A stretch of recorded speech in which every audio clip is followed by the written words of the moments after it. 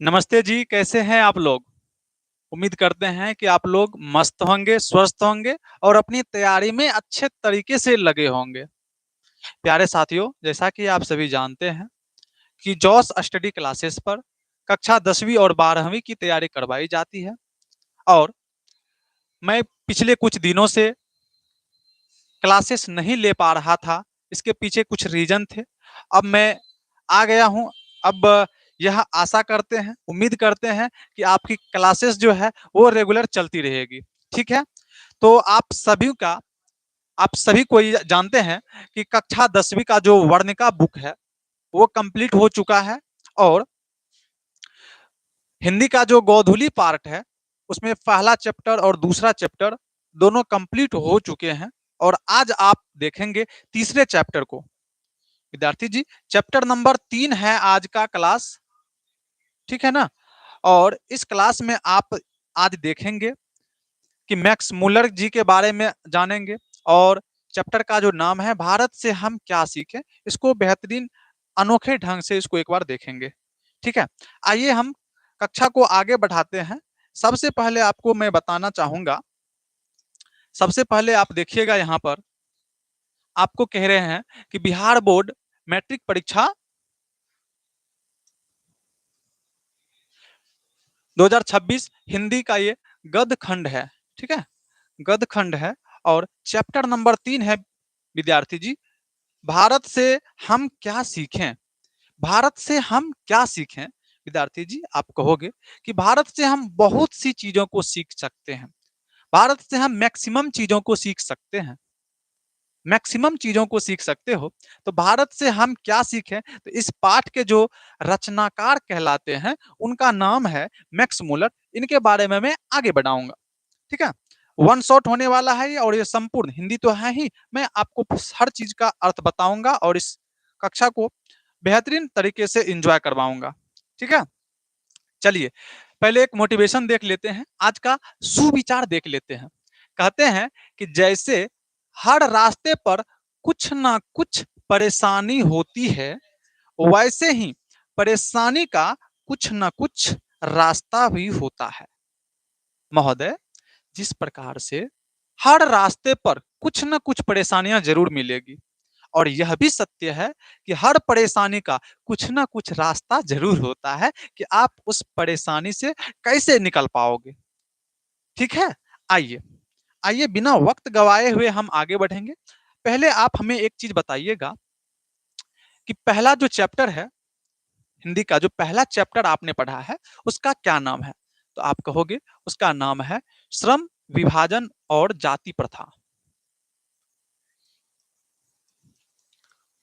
श्रम विभाजन और जाति प्रथा। ठीक है? ये आपका पहला चैप्टर है जिसके की लेखक डॉक्टर बाबा साहब भीमराव अंबेडकर हैं। और दूसरे चैप्टर की मैं बात करूं तो दूसरे चैप्टर क्या है? दूसरे चैप्टर विष के दांत।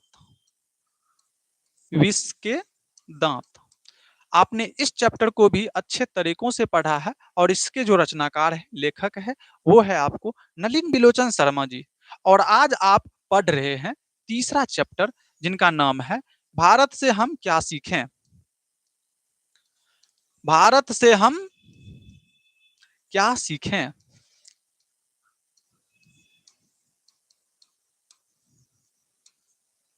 ठीक है? भारत से हम क्या सीखें बताइएगा। भारत से हम बहुत सी चीजों को सीखेंगे और ये बात मैं नहीं बताऊंगा, ये आपको मैक्स मुलर साहब अपने भाषा में बताएंगे आपको। ठीक है? बहुत ही इंजॉय आने वाला है, बहुत ही मजेदार चैप्टर होने वाला है। मैं आइए आप लोगों को मैक्स मुलर जी से मिलाता हूं। ये है आपके मैक्स मुलर साहब। ठीक है? फोटो देख लीजिए इनको। ये है मैक्स मुलर साहब। ये विदेशी है लेकिन भारत के प्रति इनकी श्रद्धा जो है, इनकी प्रेम जो है, निष्ठा जो है अत्यधिक है। भारत के प्रति इनकी जो श्रद्धा है बहुत ही अत्यधिक है। इनका जन्म हो जाता है, हाँ, इनका जो नाम है फ्रेडरिक मैक्स मुलर। इनका पूरा नाम याद रखिएगा, मैक्स मुलर कह सकते हैं लेकिन पूरे नाम की जब बात होगी ना, इनका पूरा नाम क्या है तो आप कहना कि इनका पूरा नाम फ्रेडरिक मैक्स मुलर है। इनका पूरा नाम फ्रेडरिक मैक्स मूलर है, इनका जन्म 6 दिसंबर 1823 ईस्वी को आधुनिक जर्मनी के डेसाउ नामक नगर में होता है। कहां पे होता है? जर्मनी के डेसाउ नामक नगर में होता है 6 दिसंबर 1823 ईस्वी को। कोई दिक्कत? फ्रेडरिक मैक्स मूलर का जन्म 6 दिसंबर 1823 ईस्वी को आधुनिक जर्मनी के डेसाउ नामक नगर में होता है और मृत्यु जब इनकी होती है ना, वो तारीख थी 28 अक्टूबर 1900 ईस्वी। जन्म होता है 1823 में और मृत्यु हो जाती है 1900 ईस्वी में। इसको आपको याद रखने की जरूरत है।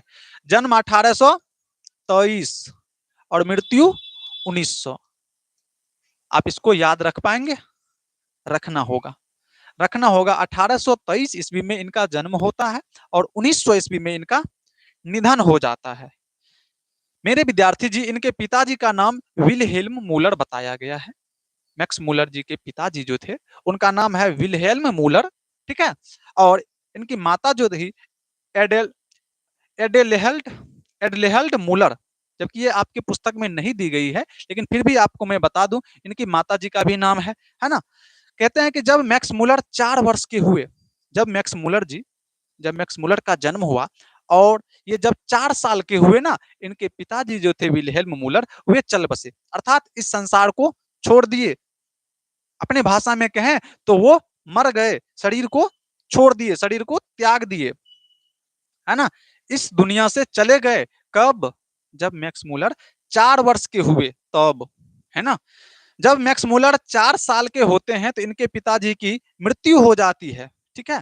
पिता के निधन के बाद भी उनकी परिवार की आर्थिक स्थिति जो है थोड़ी सी बुरी हुई, थोड़ी सी दयनीय हुई, लेकिन फिर भी मैक्स मूलर की शिक्षा दीक्षा बाधित नहीं हुई।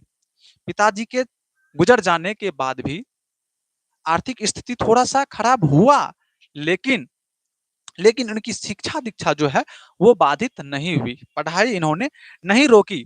और कहते हैं कि बचपन में ही वे संगीत के अतिरिक्त ग्रीक और लैटिन भाषा में भी निपुण हो गए थे। बचपन में ही संगीत और ग्रीक, है ना, संगीत के अतिरिक्त अतिरिक्त ग्रीक और लैटिन, संगीत भी, ग्रीक भी और लैटिन भाषा में भी ये अच्छे जानकार हो गए थे। कब? बचपन में ही। और लैटिन भाषा में कविताएं भी लिखने लगे थे। समझ रहे हैं बात को?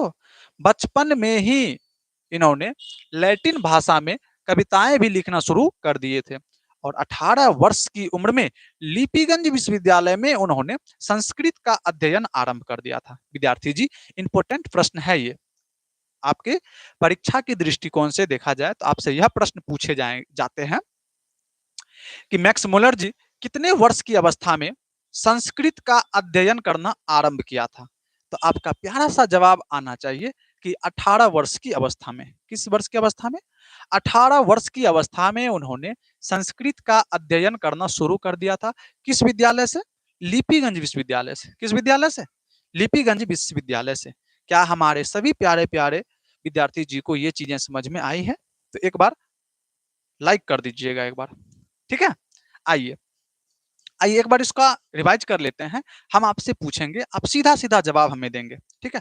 बताइएगा कि भारत से हम क्या सीखें, भारत से हम क्या सीखें, इनके जो लेखक है वो कौन है? भारत से हम क्या सीखें, इनके लेखक कौन है? तो आप कहेंगे कि इनके लेखक जो है फ्रेडरिक मैक्स मूलर है। फ्रेडरिक मैक्स मूलर का जन्म कब होता है? तो आप कहेंगे इनका जन्म 6 दिसंबर 1823 ईस्वी को होता है। मैं पूछूंगा कि कहां पे हुआ, तो आप कहेंगे इनका जन्म जो है जर्मनी के डेसाउ नामक नगर में होता है, ठीक है। और इनकी मृत्यु जो है 1900 ईस्वी में हो जाती है। किनकी मृत्यु? मैक्स मूलर साहब की, ठीक है। चलिए, यहां तक में कोई दिक्कत है? नहीं होनी चाहिए। आगे बढ़ते हैं।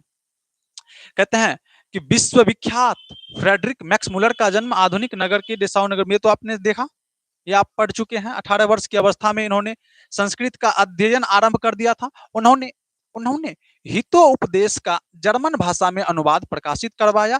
इसी समय उन्होंने कठ और केन आदि उपनिषदों का जर्मन भाषा में अनुवाद किया तथा मेघदूत का भी जर्मन पद्यानुवाद किया। विद्यार्थी जी, कई सारे प्रश्न आपको इस लाइन से देखने को मिलेंगे। बहुत सारे प्रश्न आपको इस लाइन से मिलेंगे। पहला प्रश्न बिहार बोर्ड की एग्जाम में आपसे पूछे जाएंगे कि बताइए भैया, हितोपदेश का जर्मन भाषा में अनुवाद कौन करवाए थे?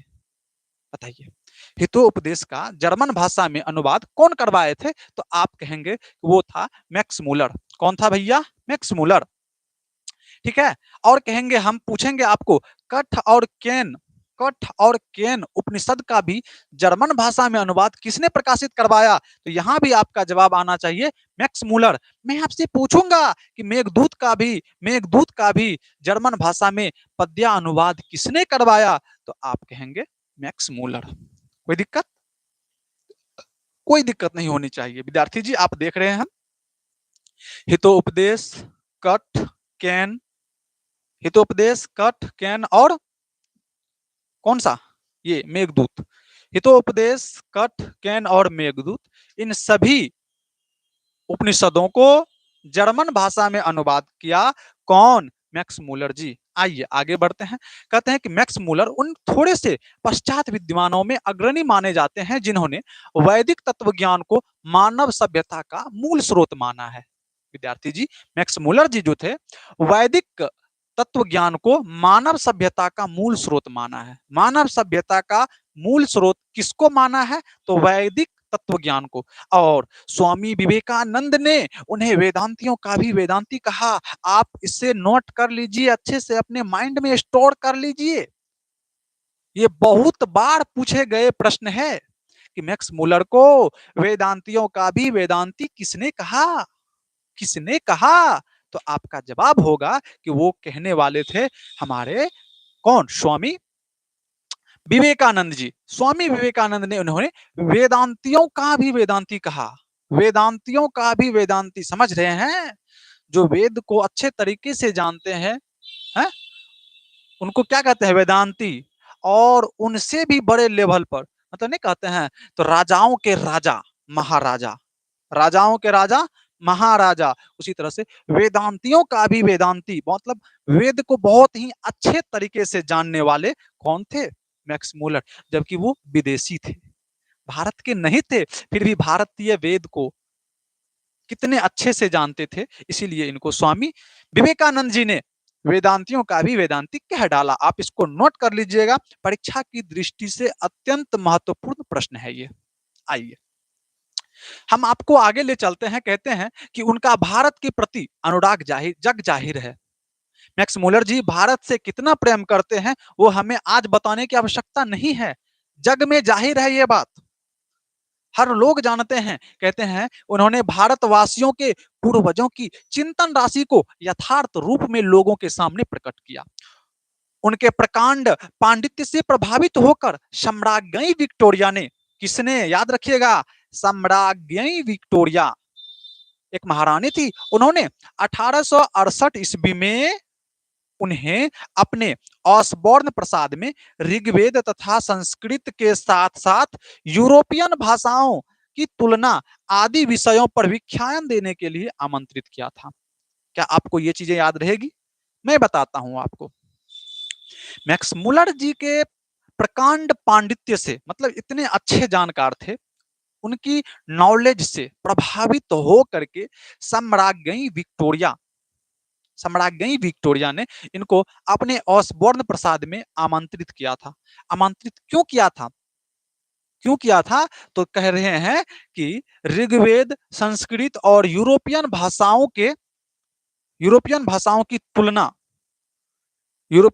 की तुलना ऋग्वेद तथा संस्कृत के साथ साथ यूरोपियन भाषाओं की तुलना आदि बहुत सारे विषयों पर भाषण देने के लिए, व्याख्यान करने के लिए इनको वहां पर आमंत्रित किया गया था। याद रहेगा, आमंत्रित कब किया गया था? तो 1868 ईस्वी में। मैक्स मूलर के प्रकांड पांडित्य से प्रभावित होकर के सम्राज्ञी विक्टोरिया ने 1868 ईस्वी में इनको आमंत्रित किया अपने ऑसबॉर्न प्रसाद में। वहां पर संस्कृत के साथ साथ ऋग्वेद और यूरोपियन भाषाओं की तुलना पर व्याख्यान देने के लिए इनको आमंत्रित किया गया था। ठीक है। और देखिए, कहते हैं जब ये वहां पहुंचे, मैक्स मूलर जी जब पहुंचे वहां पर, अपने भाषण वहां पर ये भाषण दिए, तो उस भाषण को सुन करके विक्टोरिया इतनी प्रभावित हुई कि उन्हें नाइट की उपाधि प्रदान कर दी। याद रखिएगा भैया मेरे कि विक्टोरिया ने किस चीज की उपाधि दी थी? नाइट की। किस चीज की? नाइट एंड फॉर नाइट की उपाधि दे दी थी। और यह उपाधि मैक्स मुलर साहब को अत्यंत तुच्छ लगी, छोटा लगा, तुच्छ लगा, और इसने नहीं लिया, रिटर्न कर दिया, प्रदान की, किंतु उन्हें यह पदवी अत्यंत तुच्छ लगी और उन्हें अस्वीकार कर दिया। ना ना ना ना, इतनी छोटी चीज हमको नहीं चाहिए। हाँ, नहीं चाहिए बाबा, नहीं चाहिए, रखिए, आप इसको अपने पास रखिए। कहते हैं कि भारत भक्त, संस्कृता अनुरागी, वेदों के प्रति अगाध श्रद्धा आस्था रखने वाले फ्रेडरिक मैक्स मुलर का 28 अक्टूबर सन 1900 ईस्वी को निधन हो जाता है। रे बाबा, रे बाबा।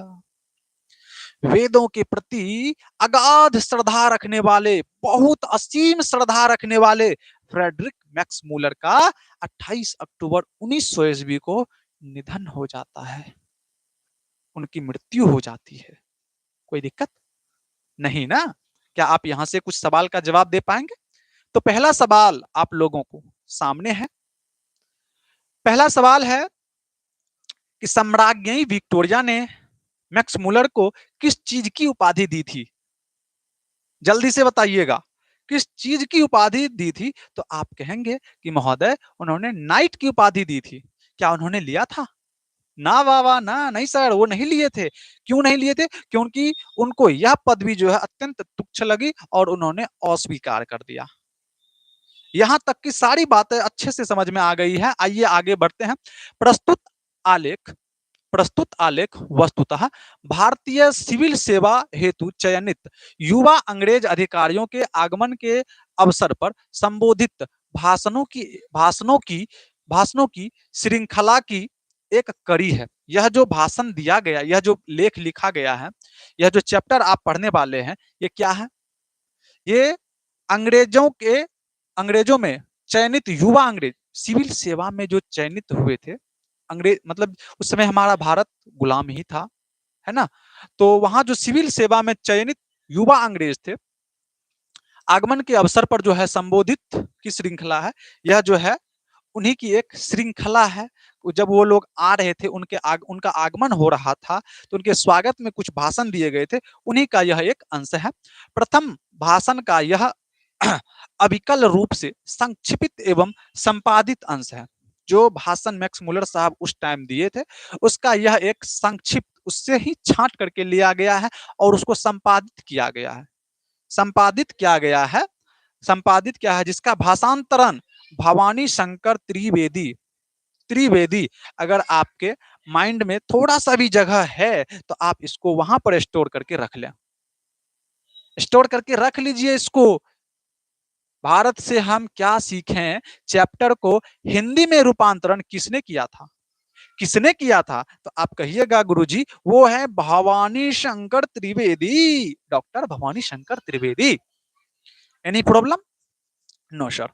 भाषण में मैक्स मुलर ने भारत की प्राचीनता, विलक्षणता और का प्रतिपादन करते हुए नव आगंतुक अधिकारियों को यह बताया कि विश्व की सभ्यता भारत से बहुत कुछ सीखती और ग्रहण करती आई है। बताइए, उस भाषण में मैक्स मुलर साहब कहते हैं उन अंग्रेज अधिकारियों को जो उस समय चयनित होकर के आए थे, भाषण में कहते हैं कि भारत की जो सभ्यता है, इस सभ्यता से विश्व जो है, विश्व की सभ्यता भारत से बहुत कुछ सीखती आ रही है, बहुत पहले से, और सीखेगी भी आगे चल के। इसीलिए नहीं भारत को पहले विश्व गुरु कहा जाता था। भारत को विश्व गुरु कहा जाता था, पूरा विश्व भारत से सीखता था। चलिए, यहां तक में कोई दिक्कत है आप लोगों को तो जल्दी से बताइए, ठीक है? नहीं होनी चाहिए। आइए विद्यार्थी जी, हम आगे बढ़ते हैं। कहते हैं उनके लिए यह एक सौभाग्यपूर्ण अवसर है कि वे इस विलक्षण देश और उसकी सभ्यता संस्कृति से बहुत सीख जान सकते हैं। जो लोग यहाँ आए हैं अपना सेवा देने के लिए, उनके लिए यह एक बहुत ही बढ़िया मौका है, बहुत बड़ा अवसर है। इस विलक्षण देश से, इसकी संस्कृति सभ्यता से बहुत कुछ सीख सकते हैं। यह भाषण आज भी उतना ही प्रासंगिक है, बल्कि स्वदेश अभिमान के विलोपन के इस दौर में इस भाषण की विशेष सार्थकता है। नई पीढ़ी अपने देश तथा इसकी प्राचीन संस्कृति सभ्यता, ज्ञान, साधना, प्राकृतिक वैभव आदि की महत्ता का प्रामाणिक ज्ञान प्रस्तुत भाषण से प्राप्त कर सकेगी, है ना। यह जो भाषण है आज के पीढ़ी के लिए, अभी के समय के लोगों के लिए भी बहुत ही ज्यादा महत्वपूर्ण है। इस पीढ़ी के लिए यह भाषण अत्यधिक महत्वपूर्ण है। कोई दिक्कत है यहाँ से? चलिए, इसमें से लगभग हमें लग रहा है कि कोई भी प्रश्न जो है वो पूछने वाले नहीं है। ठीक है, आइए आइए विद्यार्थी जी आगे बढ़ते हैं। कहते हैं आइए हम आप चैप्टर को शुरू करते हैं। यहाँ तक आपने लेखक के बारे में सुना, उनका जन्म कब हुआ, मृत्यु कब हुआ, उनके पिता का क्या नाम है, जन्म स्थान क्या है उनका, मृत्यु कब हुई, हर चीजों को आपने देखा। अब हम आपको चैप्टर में ले चलते हैं। कहते हैं जो भी चीजें लिखी गई है ये सभी चीजें मैक्स मुलर साहब अपने भाषण में कहे हैं, और उसको हिंदी में रूपांतरण किया है डॉक्टर भवानी शंकर त्रिवेदी ने। ठीक है, चलिए। सर्वविध सर्वविध सर्वविध संपदा और प्राकृतिक सौंदर्य से परिपूर्ण कौन सा देश है? यदि आप मुझसे इस भूमंडल का अवलोकन करने के लिए कहे तो मैं बताऊंगा कि वह देश भारत है, जहां भूतल पर ही स्वर्ग की छटा निखर रही है।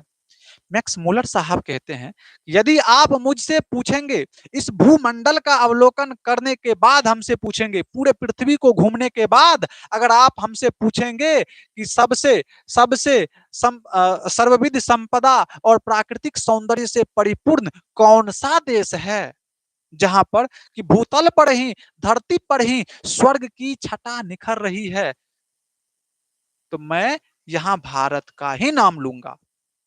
वो देश है भारत, जहां पर भूतल पर ही स्वर्ग की छटा निखर रही है। कहते हैं कि यदि आप यह जानना चाहे कि मानव मस्तिष्क की उत्कृष्टतम उपलब्धियों का सर्वप्रथम साक्षात्कार किस देश ने किया है और किसने जीवन की सबसे बड़ी समस्याओं पर विचार करके उनमें से कईयों के ऐसे समाधान ढूंढ निकाले हैं कि प्लेटो और कांट जैसे दार्शनिकों का अध्ययन करने वाले हम यूरोपियन लोगों के लिए भी वे मनन के योग्य है, तो मैं यहां भी भारत का ही नाम लूंगा। मैं यहां भी भारत का ही नाम लूंगा। इतनी बड़ी बात कहते हैं भारत के बारे में। कोई दिक्कत? मानव, देखिए प्रश्न जो है यहां से पूछे जाते हैं कि मानव मस्तिष्क की उत्कृष्ट उपलब्धियों का सर्वप्रथम साक्षात्कार किस देश ने किया? मानव मस्तिष्क की मानव मस्तिष्क की उत्कृष्टतम उपलब्धियों का सर्वप्रथम साक्षात्कार किस देश ने किया? तो यहाँ पे भारत का ही नाम आएगा। ऐसा कौन कह रहे हैं? मैक्स मुलर साहब, है ना। चलिए चलिए आगे बढ़ते हैं। कहते हैं और यदि यदि यूनानी, रोमन और सेमेटिक जाति के यहूदियों की विचारधारा में ही सदा अवगाहन करते रहने वाले हम यूरोपियनों को ऐसा कौन सा साहित्य पढ़ना चाहिए जिससे हमारे जीवन का अंतरम अंतरतम अंतरतम परिपूर्ण, अधिक सर्वांगीण, अधिक विश्वव्यापी, यूं कहें कि संपूर्णतया मानवीय बन जाए, और यह जीवन ही क्यों अगला जन्म तथा शाश्वत जन्म भी जो है सुधर जाए, तो मैं यहाँ एक बार फिर भारत का ही नाम लूंगा। विद्यार्थी जी, मैक्स मुलर जी कह रहे हैं यदि आप हमसे पूछेंगे कि ऐसा कौन सा साहित्य पढ़ना चाहिए, किस देश का साहित्य पढ़ना चाहिए जिसको कि पढ़ करके, जिससे कि सीख करके यह जन्म नहीं, अगला जन्म नहीं, उसका भी अगला जन्म, यानी कि पूरा जन्म जो ही है वो सार्थक हो जाए, अच्छा बन जाए, तो मैं यहां भी भारत का ही नाम लूंगा। यहां भी भारत का ही नाम लूंगा। ठीक है, जो लोग आजकल के भारत में घूम करके आए हैं उन लोगों को अधिकतर भारत के कलकत्ता, मुंबई, मद्रास या ऐसे दूसरे शहरों की याद है, जबकि मेरा अधिकतर ध्यान सच्चे अर्थों में भारत के नागरिक ग्रामवासियों की ओर ही रहा है।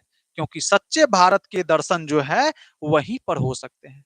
हे भैया, मेरे मैक्स मुलर साहब कहते हैं कि जो लोग आजकल के जो लड़के हैं, बच्चे हैं, युवा है, बड़े बुजुर्ग हैं, जो इस नई पीढ़ी के हैं, जो आजकल के शहरों में घूम करके आए हैं, उनको सबसे अच्छा शहर जो लगेगा कलकत्ता, दिल्ली, बम्बई, है ना? ये सब शहर लगेगा, है ना? लेकिन अगर मुझसे कोई पूछेगा तो मैं ग्रामीण परिवेश का नाम लूँगा, क्योंकि सच्चे अर्थों में भारत का दर्शन जो है ग्रामीण परिवेश में ही हो पाता है। ऐसा कौन कह रहे हैं? मैक्स मुलर साहब कह रहे हैं। कौन कह रहे हैं? मैक्स मुलर जी कह रहे हैं कि सच्चे अर्थों में भारत के दर्शन कहाँ हो सकते हैं? तो ग्रामीण परिवेश में, अर्थात गाँव में। कोई दिक्कत? यह प्रश्न बहुत बार पूछे गए हैं कि कि सच्चे अर्थों में भारत के दर्शन कहाँ हो पाते हैं? तो आप कहिएगा गाँव में। चलिए, फटाफट आगे बढ़ते हैं, कहते हैं कि 2-3 हज़ार वर्ष पुराना ही क्यों, आज का भारत भी ऐसी अनेक समस्याओं से भरपूर है, जिनका समाधान 19वीं सदी के हम यूरोपियन लोगों के लिए भी उतना ही वांछनीय है। केवल हमारे पास उस भारत को पहचान सकने वाली दृष्टि की आवश्यकता है। कहते हैं कि पहले पुराना पिछले साल में क्यों जाए? 2-3 हज़ार वर्ष पुराना ही क्यों जाए? आज के भारत को देखिए ना, आज भी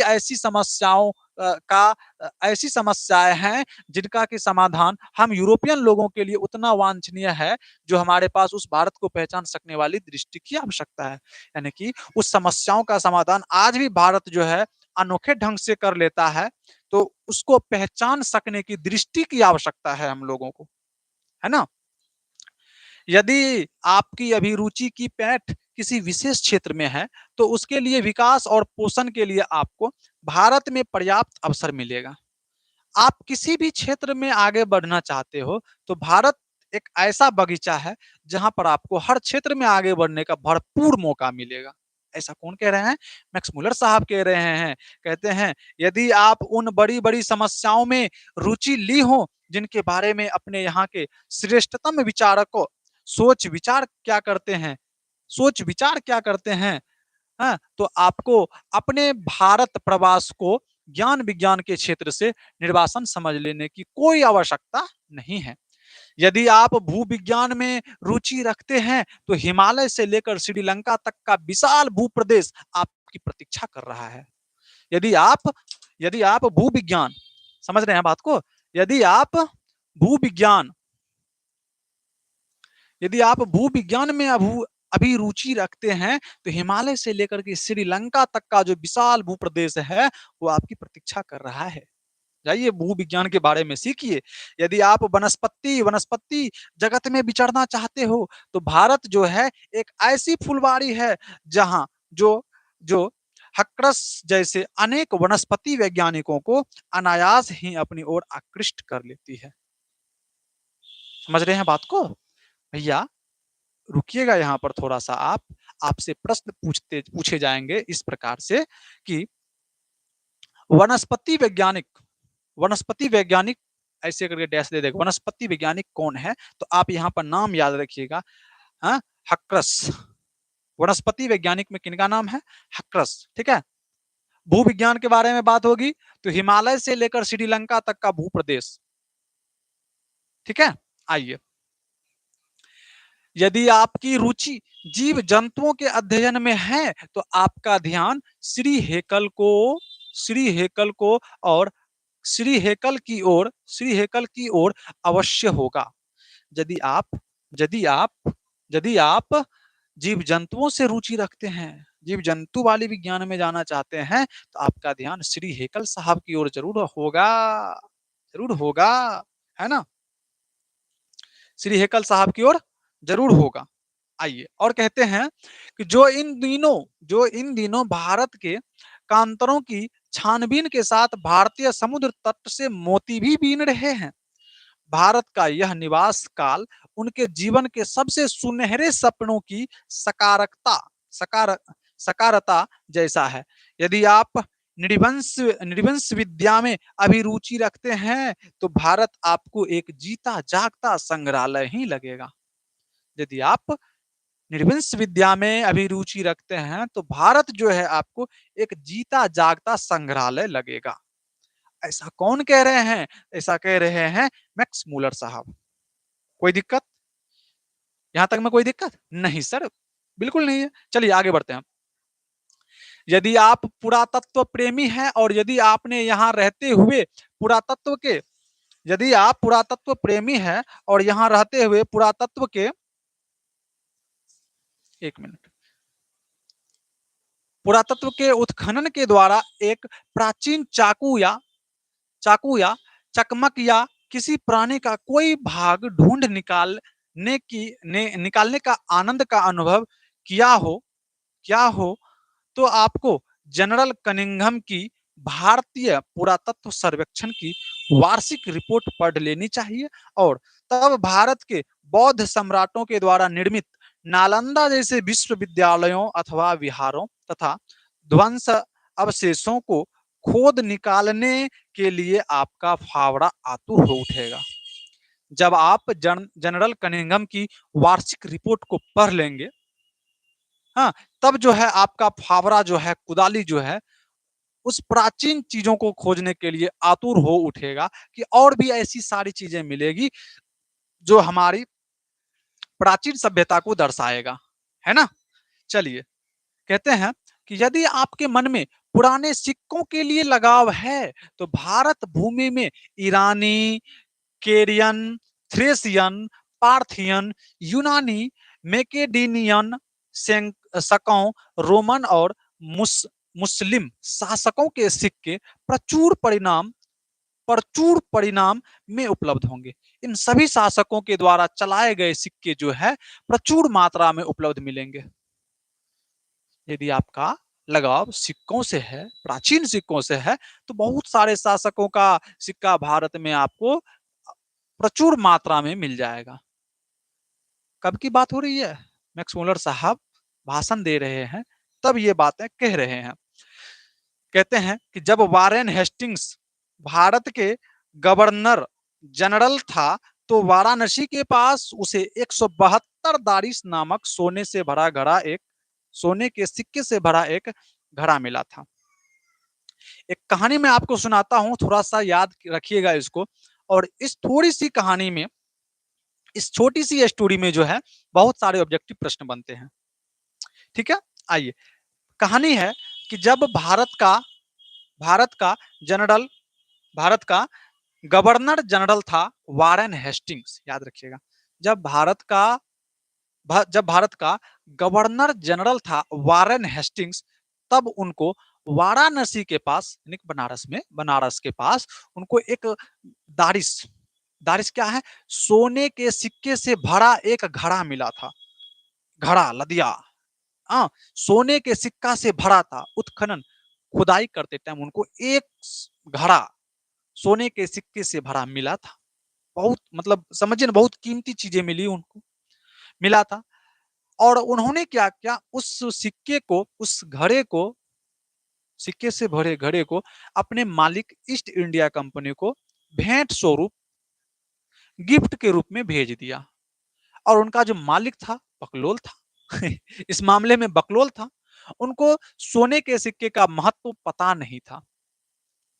नहीं था और उन्होंने उस सिक्के को गला दिया गला दिया। जब तक में ये वारेन हेस्टिंग्स उनसे मिलने के लिए वहां गए, तब वहां इनको पता चलता है कि हमने जो वो कीमती वस्तु भेजा था, वारेन हेस्टिंग्स को लगा था इतना कीमती वस्तु दे रहे हैं तो उनको लगेगा कि वाह, बहुत बढ़िया गिफ्ट मिला है, बहुत बढ़िया गिफ्ट दिया है हमको।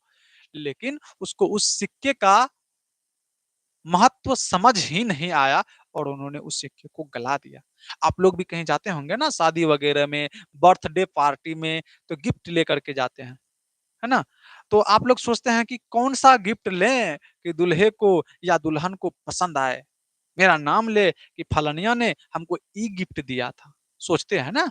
तो वारेन हेस्टिंग्स साहब ने भी क्या किया, अपनी बड़ाई के लिए सोचा कि मेरा नाम होगा, उन्होंने भेज दिया। और ईस्ट इंडिया कंपनी वाले को इसका महत्व पता नहीं था, उन्होंने उस सोने के सिक्के को गला दिया। जब ये वहां गया तो बहुत पश्चाताप किया, हे भगवान, ये बहुत ही मूल्यवान वस्तु थी, चला गया। चला गया, चला गया। चलिए, वारेन हेस्टिंग्स ने अपने मालिक ईस्ट इंडिया कंपनी के निदेशक मंडल की सेवा में सोने के सिक्के को यह समझकर भिजवा दिया कि यह एक ऐसा उपहार होगा जिसकी गणना उसके द्वारा प्रेषित सर्वोत्तम दुर्लभ वस्तुओं में की जाएगी, और इस प्रकार वह स्वयं को अपने मालिकों की दृष्टि में एक महान और उदार व्यक्ति जो है प्रमाणित कर देगा। कहेगा वाह, बहुत बड़ा व्यक्ति है, बहुत दिलदार व्यक्ति है ये। मतलब वो ऐसा सोचा था अपने बारे में, वो मेरा मालिक जो हमको ऐसा समझेगा। मालिक तो ससुरा बकलोल था। कहते हैं उदार व्यक्ति प्रमाणित कर देगा, लेकिन लेकिन किंतु उन दुर्लभ प्राचीन स्वर्ण मुद्राओं की यही नियति थी कि कंपनी के निदेशक उसका ऐतिहासिक महत्व समझ ही ना पाए, और उन्होंने उन मुद्राओं को गला डाला, गला डाला, गला डाला, बर्बाद कर दिया उसको, बर्बाद कर दिया उसको। कहते हैं कि जब देखिए, हमारे साथ कुछ बच्चे जुड़ चुके हैं, मैं एक बार नाम लेना चाहूंगा। पंकज कुमार जी है, मंजिश जी है, सत्यम जी है, गेमिंग सत्यम है, आशीष शॉर्ट्स सॉन्ग, बहुत सारे विद्यार्थी जी जुड़े हैं। सबों का जॉस स्टडी क्लासेस में तहे दिल से हार्दिक अभिनंदन है, स्वागत है। ठीक है, आप लोग पढ़ते रहिए, मुस्कुराते रहिए, और अपने अपने साथियों में एक बार शेयर जरूर कर दीजिएगा, शेयर कर दीजिएगा, ताकि अभी मान के चलिए 2 आदमी है, 4 आदमी है, जो मतलब 2-3 आदमी को भी अगर आप भेजते हैं, अगर वो भी जुड़ते हैं, तो आपका परिवार जोश स्टडी क्लासेस और आगे बढ़ेगा। ठीक है, एक निवेदन है कि आप लोग जो है एक बार शेयर कर दीजिए अपने दोस्तों को। जो विद्यार्थी जी कक्षा 10वीं की तैयारी कर रहे हैं, एक बार जल्दी से इस लिंक को फॉरवर्ड कर दीजिए, उनके व्हाट्सएप पर भेज दीजिए। आप देख रहे हैं, उनको भी कहिए तू भी देख। तू भी देख, हिंदी का तीसरा चैप्टर चल रहा है, तू भी देख। और इस चैप्टर को पढ़ाने के बाद मैं आपसे ऑब्जेक्टिव प्रश्न भी करवाऊंगा। बहुत ही मजा आने वाला है आप लोगों को, क्योंकि अभी पढ़िएगा तुरंत आप जवाब दीजिएगा। जब जवाब दीजिएगा ना, तब आपका दिल जो है गार्डन गार्डन हो जाएगा कि आहा, हमने बना दिया, हमने कर दिखाया। आइए चलिए आगे बढ़ते हैं। बहुत बड़ा चैप्टर है, इसलिए फास्ट में खींचते हैं। हिंदी है, इसको पढ़ना है, समझना है, और कुछ नहीं है इसमें। पढ़ना है, समझना है। ठीक है, चलिए। गुड इवनिंग पंकज, पंकज कह रहा है गुड इवनिंग। गुड इवनिंग, अच्छे से पढ़िए। हाँ, और अपने दोस्त में शेयर कर दीजिए। जो दोस्त 10वां की तैयारी कर रहे हैं, आपके पास जिसका जिसका नंबर है, सबको फॉरवर्ड कर दीजिए, जल्दी से फॉरवर्ड कर दीजिए। फिर आकर के वीडियो देखिए, ताकि वो लोग भी आकर के वीडियो देखेगा। ठीक है, yes sir, yes sir, yes sir. चलिए आगे बढ़ जाए। कहते हैं कि जब वारेन हेस्टिंग्स इंग्लैंड लौटा, ईस्ट इंडिया कंपनी का मालिक, इंग्लैंड विदेशी कंपनी है ना, इंग्लैंड भेज दिया था, तो वो स्वर्ण मुद्राएं जो है नष्ट हो चुकी थी। अब यह आप लोगों पर निर्भर करता है कि आप ऐसी दुर्भाग्यपूर्ण घटनाएं भविष्य में कभी ना होने दे। अब ये आप पर निर्भर करता है कि अगर आपको इस तरह की समस्याएं आती है, तो क्या आप भी यही करेंगे जो वारेन हेस्टिंग्स ने किया? ऐसा करोगे? नहीं सर, नहीं सर, बिल्कुल नहीं करेंगे ऐसा। हम लोग बकलोल थोड़े हैं। चलिए, कहते हैं कि दैवत विज्ञान पर भारत के प्राचीन वैदिक दैवत विज्ञान के कारण जो नया प्रकाश पड़ा है, उसके फलस्वरूप संपूर्ण दैवत विज्ञान को नया स्वरूप प्राप्त हो गया है। किंतु बावजूद इसके कि सच्चे दैवत विज्ञान की एक आधारशिला रखी जा चुकी है, इस विशाल इस विशाल इस विज्ञान की व्यापकता रूपरेखा अभी निर्मित होनी है, और यह कार्य जितने सही ढंग से भारत में हो सकता है, अन्यत्र कहीं भी नहीं हो सकता है। ऐसा मैक्स मुलर जी कह रहे हैं, आप समझ सकते हो बात को। मैक्स मुलर साहब कह रहे हैं यह कार्य जितना अच्छे ढंग से भारत में हो सकता है, वो कहीं नहीं हो पाएगा। चलिए, कहते हैं कि नीति कथाओं के अध्ययन क्षेत्र में भी भारत के कारण नव जीवन का संचार हो चुका है, क्योंकि भारत के कारण ही समय समय पर नानाविध साधनों और मार्गों के द्वारा अनेक नीति कथाएं पूर्व से पश्चिम तक आती है। हमारे यहाँ प्रचलित कहावतों और दंत कथाओं का प्रमुख स्रोत अब बौद्ध धर्म को माना जाने लगा है। हमारे यहाँ जो भी कहावतें कही जाती हैं, दंत कथाएं सुनाई जाती है, वो किनको कहा गया है जानते हैं? बौद्ध धर्म को माना जाता है। इनकी बौद्ध धर्म को माना जाता है। ठीक है, इनका स्रोत। कहते हैं किंतु यहाँ भी अनेक समस्याएं ऐसी है जो अपने समाधान की प्रतीक्षा कर रही है। उदाहरण के लिए शेर की खाल में गधा, कहानी सुना होगा आपने, शेर की खाल में गधा, शेर की खाल में भेड़िया। कहावत को ही ले लीजिए। यह कहावत सबसे पहले यूनान के प्रसिद्ध एवं प्राचीनतम दार्शनिक प्लेटो के क्रटीलस क्रटीलस में मिलती है। यह जो कहानी है शेर की खाल में गधा, यह कहानी सबसे पहले जो है कौन, प्रसिद्ध दार्शनिक, यूनान के प्रसिद्ध प्रसिद्ध दार्शनिक प्लेटो, प्लेटो एक व्यक्ति का नाम है, एक दार्शनिक का नाम है जो यूनान के हैं। उनके एक प्रसिद्ध ग्रंथ, उनके द्वारा एक प्रसिद्ध रचना थी, एक पुस्तक थी, क्रिटलस में मिलती है कि शेर की खाल में गधा, शेर की खाल में गधा। आइए, तो क्या यह कहावत पूर्व से उधार लाई गई है? हाँ, और इसी प्रकार हम नियोले नियोले या चूहे से संबंध उस नीति कथाओं को भी ले सकते हैं जिसे एफ्रोडाइट ने एक सुंदरी के रूप में परिवर्तित कर दिया था, किंतु किंतु जो एक चूहे को देखते ही तत्काल उसकी ओर आकृष्ट हो गई थी। यह भी संस्कृत की एक कथा से सर्वांश में मिलती जुलती एक कहानी है। किंतु प्रश्न यह उपस्थित होता है कि यह कहानी यूनान में कैसे पहुंची? हाँ, यह कहानी जो है फिर यूनान में कैसे पहुंच गई? ठीक है, और वहां ईसा पूर्व चौथी सदी में ही अस्टूटिस की कहानियों में स्थान कैसे पा गई? इस क्षेत्र में अभी बहुत काम करना होगा। इन सब क्षेत्रों में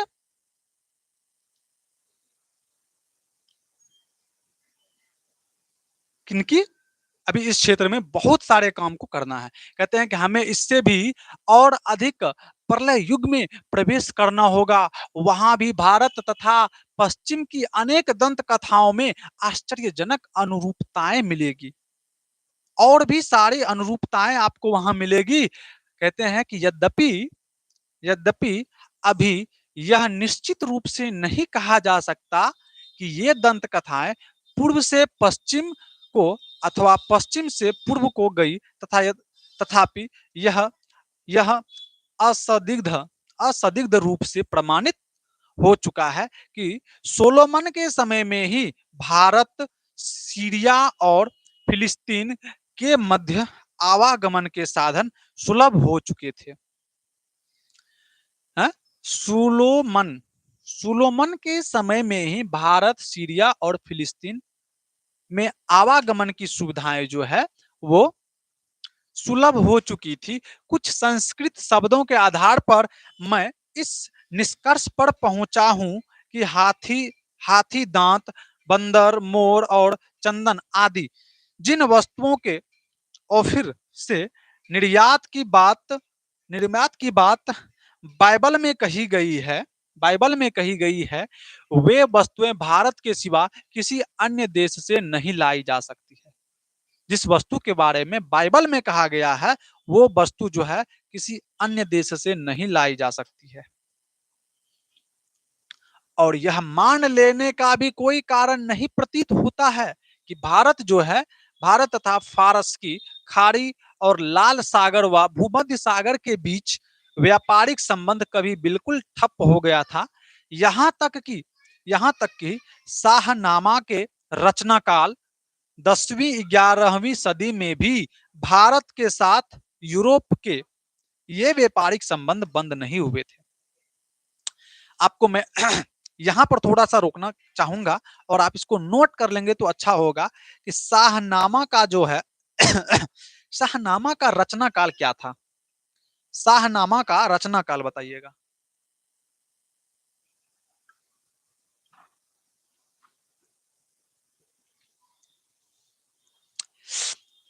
शाहनामा का रचना काल जो है वो 10वीं से 11वीं सदी है। याद रहेगा आपको, ये प्रश्न पूछे जाते हैं ऑब्जेक्टिव प्रश्न में। शाहनामा का रचना काल 10वीं से 11वीं सदी, 10वीं से 11वीं सदी है ना। चलिए, आप में से कईयों ने भाषाओं का ही नहीं भाषा विज्ञान का भी अध्ययन किया होगा, तो आपको क्या भारत से बढ़कर दूसरा कोई देश दिखाई देता है जहां केवल शब्दों का ही नहीं बल्कि व्याकरणात्मक तत्वों के विकास और क्षय से भी संबंध भाषा वैज्ञानिक समस्याओं के अध्ययन का महत्वपूर्ण अवसर प्राप्त हो सके। क्या आपको ऐसा लगता है कि भारत से बढ़कर भाषा विज्ञान में भी कोई दूसरा देश है? और ऐसा मैं बिल्कुल नहीं कह रहा हूं, ऐसा कह रहा है मैक्स मुलर साहब उस समय में। समझ रहे हो बात को? अभी का तो बातें छोड़ दीजिए, अभी तो हाँ तो हाँ तो हाँ, क्या कोई दिक्कत नहीं।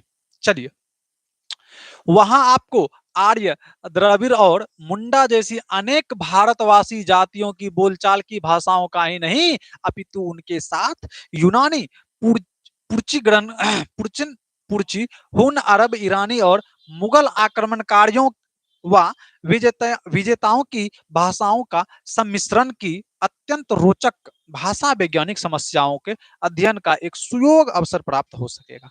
ठीक है, थोड़ा सा फास्ट पढ़ेंगे क्योंकि चैप्टर लंबा है, और जहां पर भी लगेगा कि यह प्रश्न आपको बताना चाहिए, मैं आपको रुक करके वहां ज्यादा समझाऊंगा। चलिए जल्दी से पढ़ते चलते हैं। यदि आप विधि शास्त्र या कानून के विद्यार्थी हैं तो आपको विधि संहिताओं के एक ऐसे इतिहास की जांच पड़ताल का अवसर मिलेगा जो यूनान, रोम या जर्मनी के ज्ञात विधि शास्त्रों के इतिहास से सर्वथा भिन्न होते हुए भी इनके साथ साथ समानताओं और विभिन्नताओं के कारण विधि शास्त्र के किसी भी विद्यार्थी के लिए उपयोगी सिद्ध हो सकता है। उदाहरण के लिए हम धर्म सूत्रों या धर्म सूत्रों या समयाचारिक सूत्रों को ही ले लें। यह धर्म सूत्र मानव धर्म शास्त्र जैसे परवर्ती विधि ग्रंथों की आधार ग्रंथभूत सामग्री उपलब्ध कराते हैं उपलब्ध कराते हैं। यदि आप लोगों को अत्यंत सरल राजनैतिक इकाइयों के निर्माण व विकास से संबंध प्राचीन युग के कानून के पुरातन रूपों के बारे में इधर उधर जो अनुसंधान हुए हैं उनके महत्व और विशिष्ट विशिष्ट को परख सकने की क्षमता प्राप्त करती है, तो आपको इसके लिए आज भारत की ग्राम पंचायतों के रूप में इसके प्रत्यक्ष दर्शन का सुयोग अनायास ही मिल जाएगा। और भारत में प्राचीन स्थानीय शासन प्रणाली या पंचायत प्रथा को समझने समझाने का बहुत बड़ा क्षेत्र विद्यमान है। भारत में पंचायती राज व्यवस्था अभी भी है ना। पंचायत के रूप में आपको स्थानीय शासन प्रणाली के रूप में समझने का बहुत बड़ा एक विशाल क्षेत्र मिलेगा। ऐसा कौन कह रहे हैं? तो ऐसा कह रहे हैं मैक्स मुलर साहब।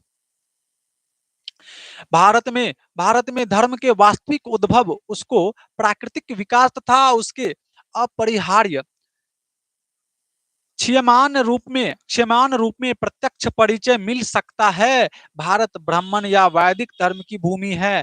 भारत बौद्ध धर्म की यह जन्मभूमि है। किसकी जन्मभूमि है? यह बौद्ध धर्म की जन्मभूमि है। बुद्ध धर्म का यहाँ से विकास हुआ है, शुरुआत हुआ है बौद्ध धर्म का। वैदिक धर्म की भूमि है, बौद्ध धर्म की जन्मभूमि है। पारसियों के जरथुन धर्म की यह शरणा स्थली है। पारसियों के द्वारा जो धर्म चलाया जाता है उनका नाम है जरथुन, और इस धर्म की शरणा स्थली है भारत। कौन है?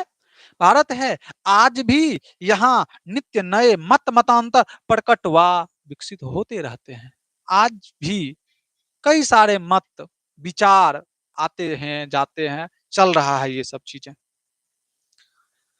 भारत में आप अपने आप को सर्वत्र अत्यंत प्राचीन और सुदूर भविष्य के बीच खड़ा पाएंगे।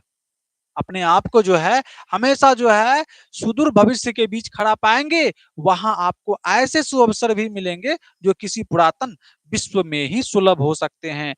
आप आज के किसी भी ज्वलंत समस्या को ले लीजिए, वह समस्या चाहे लोकप्रिय शिक्षा से संबंध हो या उच्च शिक्षा से, चाहे सांसद में प्रतिनिधित्व की बात हो अथवा कानून के बनाने की बात हो, चाहे प्रस्ताव संबंधी कानून हो अथवा अन्य कोई भी कानून, मसला सीखने या सिखाने का योग्य कोई बात क्यों ना हो, भारत के रूप में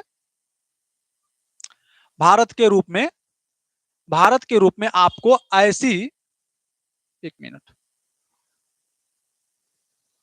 भारत के रूप में आपको ऐसी प्रयोगशाला मिलेगी जैसी विश्व में अन्यत्र कहीं नहीं मिल सकती है। संस्कृत भाषा के द्वारा आपको चिंतन की ऐसी गंभीर धारा में अवगाहन करने को मिलेगा जो अभी तक आपके लिए अज्ञात थी।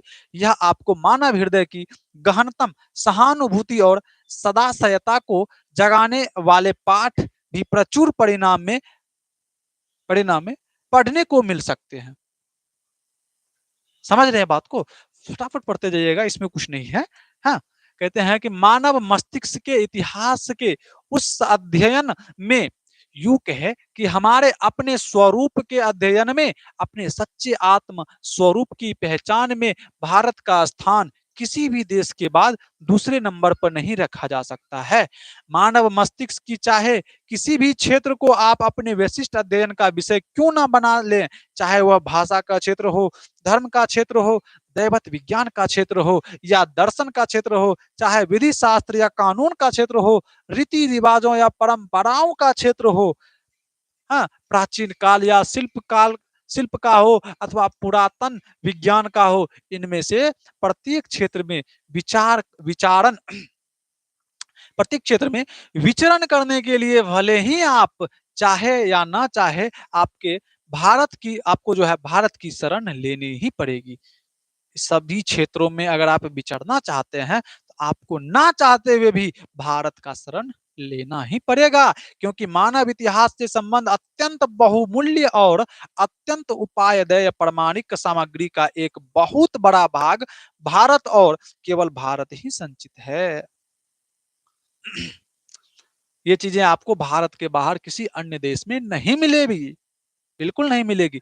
यदि आप भारत के इतिहास के किसी एक अध्याय का भी सम्यक अध्ययन, व्याख्या, विवेचन कर लें तो आप पाएंगे कि हमारे स्कूल और कॉलेज में पढ़ाए जाने वाले इतिहासों के सब अध्याय मिलाकर एक क्षण के लिए भी उसकी बराबरी नहीं कर सकते हैं।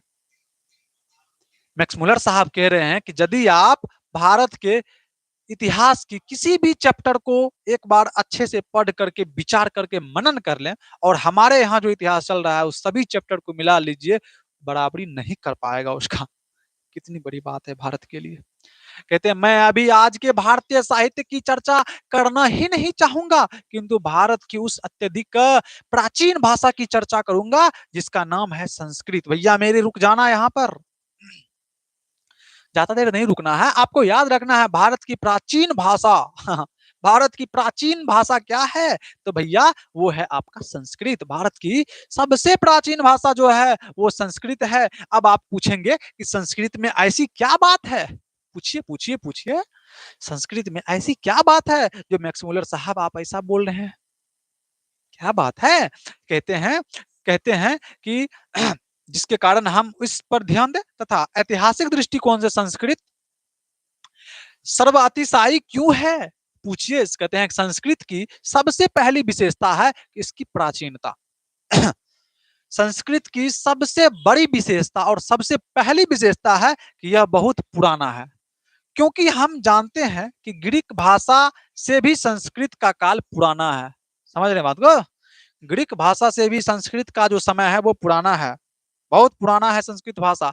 जिस रूप में आज यहाँ हम तक पहुंची है उसमें भी अत्यंत प्राचीन तत्व भली भांति सुरक्षित है। ग्रीक और लैटिन भाषाएं लोगों को सदियों से ज्ञात है और निसंदेह यह भी अनुभव किया जाता रहा था कि इन दोनों भाषाओं में कुछ ना कुछ साम्य अवश्य है। साम्य अवश्य है। किस भाषा में? ग्रीक और, है ना, पहुंच सकते ग्रीक और लैटिन भाषाओं में बहुत सारी समानताएं देखी गई है, किंतु समस्या यह थी कि इन दोनों भाषाओं में विद्यमान समानता को व्यक्त कैसे किया जाए, है? उनको अलग करने का व्यवस्था नहीं था। ने विद्यमान समानता को व्यक्त कैसे किया जाए? लग तो रहा है लेकिन इसको अलग कैसे किया जाए? कभी ऐसा होता था कि किसी ग्रीक शब्द की निर्माण प्रक्रिया में लैटिन को कुंजी मान लिया जाता था। ग्रीक किसी भी ग्रीक भाषा को बनाने के वक्त लैटिन को चाबी मान लिया जाता था, और कभी लैटिन भाषा के रहस्यों को खोलने के लिए ग्रीक का सहारा लेना पड़ता था। मतलब दोनों में समानताएं थोड़ी थोड़ी कुछ ना कुछ थी, लेकिन उसको अलग कैसे किया जाए यही पता नहीं था, यही पता नहीं था। उसके बाद जब जब गांधिक और एंग्लो सैक्सन जैसी ट्यूटैनिक भाषाओं, पुरानी केल्टिक तथा स्लाव भाषाओं का भी अध्ययन किया जाने लगा, तो इन भाषाओं में किसी ना किसी प्रकार की पारिवारिक संबंध स्वीकार करना ही पड़ा। इन सभी भाषाओं में पारिवारिक संबंध स्वीकार करना पड़ा, किंतु किंतु इन भाषाओं में इतनी अधिक समानता कैसे आ गई, और समानताओं के साथ इतना अधिक अंतर भी इसमें कैसे पड़ गया, यह रहस्य बना ही रह गया। इस कारण ऐसे अनेक अहेतुकवाद उठ खड़े हुए जो भाषा विज्ञान के मूल सिद्धांतों के सर्वथा विपरीत है। किंतु ज्यों ही इन भाषाओं के बीच में संस्कृत आ बैठी कि तत्काल लोगों को एक ऐसी प्रकाश और गर्मी का एहसास होने लगा, और इसी से भाषाओं का पारस्परिक संबंध भी स्पष्ट हो गया। निश्चित ही संस्कृत इन सभी भाषाओं की अग्रजा है, इन सभी भाषाओं से बड़ी है। कहते हैं संस्कृत ऐसे आकर के बैठ गया इन सभी भाषाओं पर कि सबको लगने लगा संस्कृत जो इन सभी भाषाओं का बड़का भैया है, अग्रज है। कहते हैं कि उससे हमें ऐसी बहुत सी बातें ज्ञात तो हो सकी जो इस पारिवारिक की किसी अन्य भाषाओं में सर्वथा भुला दी गई थी। यदि आग के लिए संस्कृत का अग्नि, आग का जो संस्कृत है, आग शब्द है, उसको संस्कृत भाषा में ले जाओगे तो देख रहे हैं कि आग के लिए अग्नि संस्कृत भाषा में, लैटिन भाषा में इग्निस, लैटिन भाषा में इग्निस एक ही शब्द मिल जाता है, एक ही शब्द मिल जाता है। आप देख रहे हैं ना, हिंदी में कहते हैं आग, संस्कृत में कहेंगे अग्नि, और लैटिन में कहेंगे इग्निस। आग संस्कृत में अग्नि, लैटिन में इग्निस। आगे ऑब्जेक्टिव प्रश्न है आपके लिए। कहते हैं कि हम निर्धांतरित पर पहुंच जाते हैं कि एक दूसरे से अभिभक्त भक्त आया हो, अग्नि का ज्ञान हो चुका था, साथ ही लिथुआनियन, इंग्निम और स्कोटिक भाषा के झोले शब्द यह दर्शाते हैं कि स्लाव या ट्यूटैनिक भाषाएं भी इसी शब्द से परिचित थी। भले ही वहां कालांतर में अग्नि के लिए दूसरे शब्द क्यों ना गढ़ लिए गए हो, बाद में अग्नि के लिए कोई दूसरा शब्द क्यों ना खोज लिया गया हो, लेकिन उस समय लगा कि यह शब्द अच्छा है, यही शब्द सही है। दूसरी वस्तुओं के समान शब्द भी मर मिट जाते हैं, और यह बता पाना सरल नहीं है कि कोई शब्द किसी एक भूभाग में क्यों और कैसे पनपता रहा है, जबकि दूसरे क्षेत्र में वही शब्द मुरझाकर सर्वथा लुप्त हो जाता है। कल्पना कीजिए कि यदि हम यह जानना चाहें कि आर्य लोग अनेक शाखाओं में विभक्त होने के पूर्व चूहे के बारे में जानते थे या नहीं। सोचिए कि चूहे के बारे में आर्य लोग जो है पहले जानते थे कि नहीं जानते थे। तो हमें आर्य भाषाओं के शब्दकोश देखने होंगे, वहां हम पाएंगे कि संस्कृत में इसे मूसह, चूहा को संस्कृत में कहते हैं मूसह, और ग्रीक में कहते हैं मूस। चूहा को संस्कृत में कहते हैं मूसह और ग्रीक में कहते हैं मूस, लैटिन में कहते हैं मोहर्सुका समूस। ग्रीक में मद्रुगुका समूस और लैटिन में मोहर्सुका समूस। देख रहे हैं ना, ग्रीक में दीर्घिका है तो यहाँ दुर्गुका लगाया है, यहाँ पर हर्षिकार है यहाँ हर्षुकार लगाया है। ठीक है, ट्रिक है ये। तो कहते हैं, आप यहाँ देख रहे हैं ना, किसको, चूहा को संस्कृत में कहते हैं मूसह,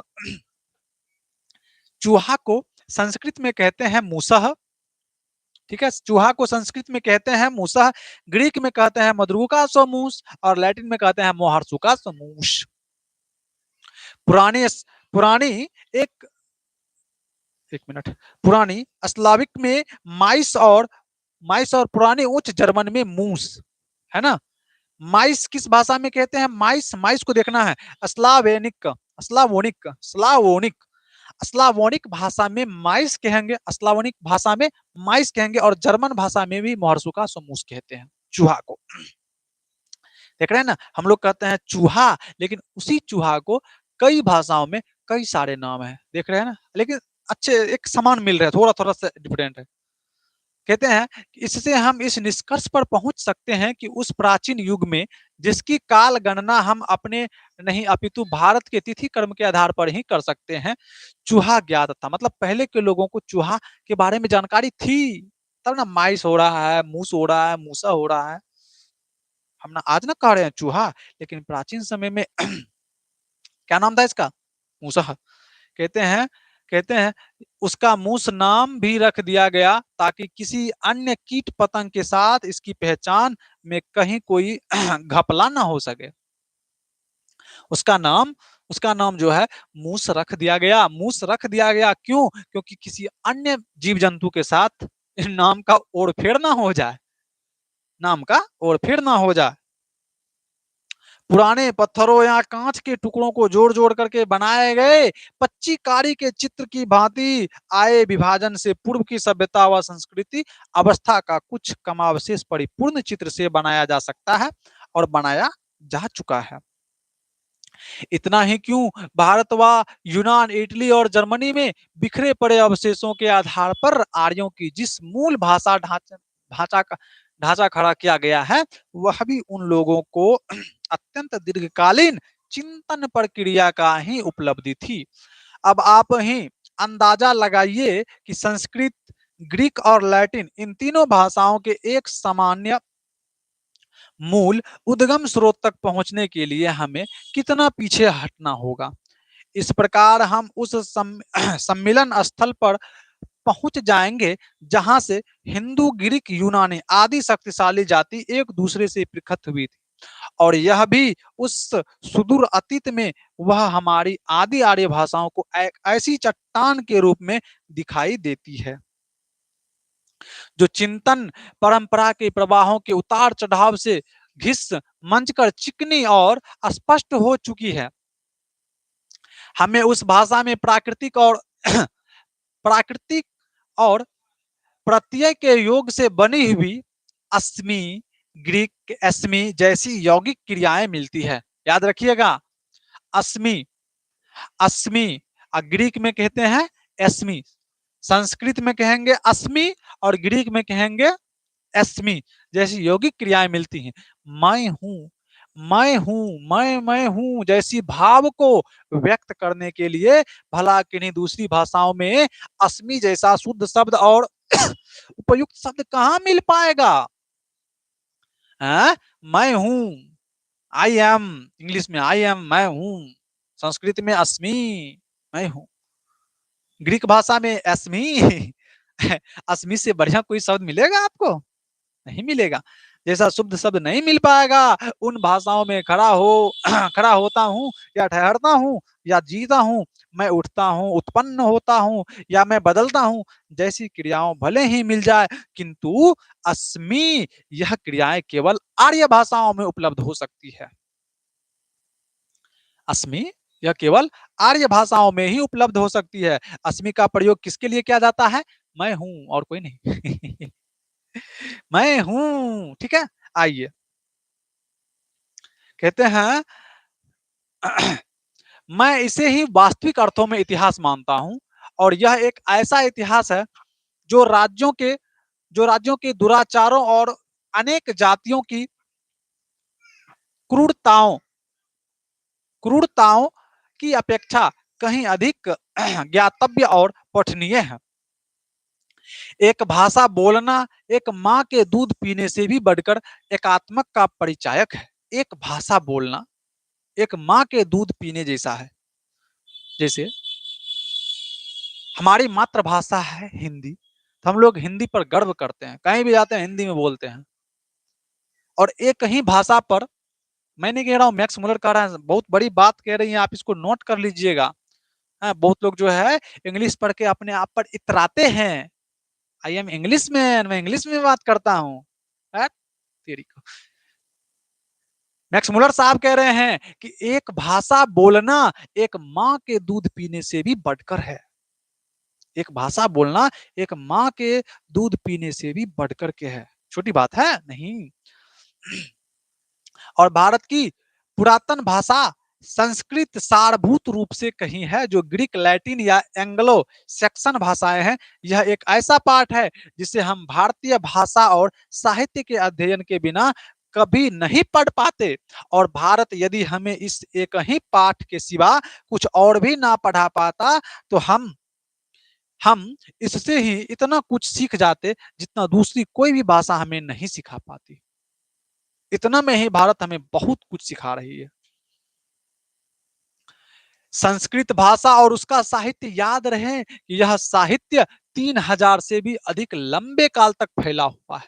कितने से 3000 से भी अधिक। कौन सा भाषा? संस्कृत और उसका साहित्य।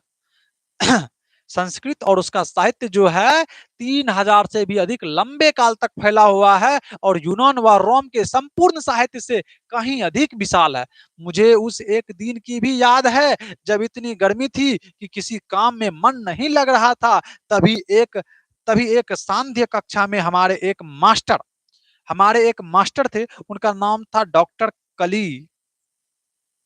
सबसे इंपॉर्टेंट प्रश्न है विद्यार्थी जी आपसे पूछे जाएंगे बोर्ड की परीक्षा में कि मैक्स मूलर के मास्टर साहब का क्या नाम था, तो कहिएगा डॉक्टर कली। मैक्स मूलर के मास्टर साहब है कौन? डॉक्टर कली।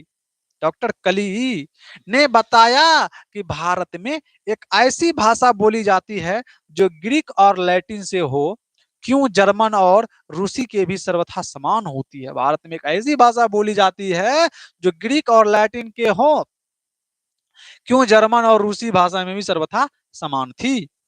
ठीक है। यह सुनकर पहले तो हम लोगों ने सोचा कि मास्टर साहब शायद आज हल्के फुल्के मूड में है, हल्के फुल्के जो है मूड में है और कुछ मजाकिया बातें कर रहे हैं।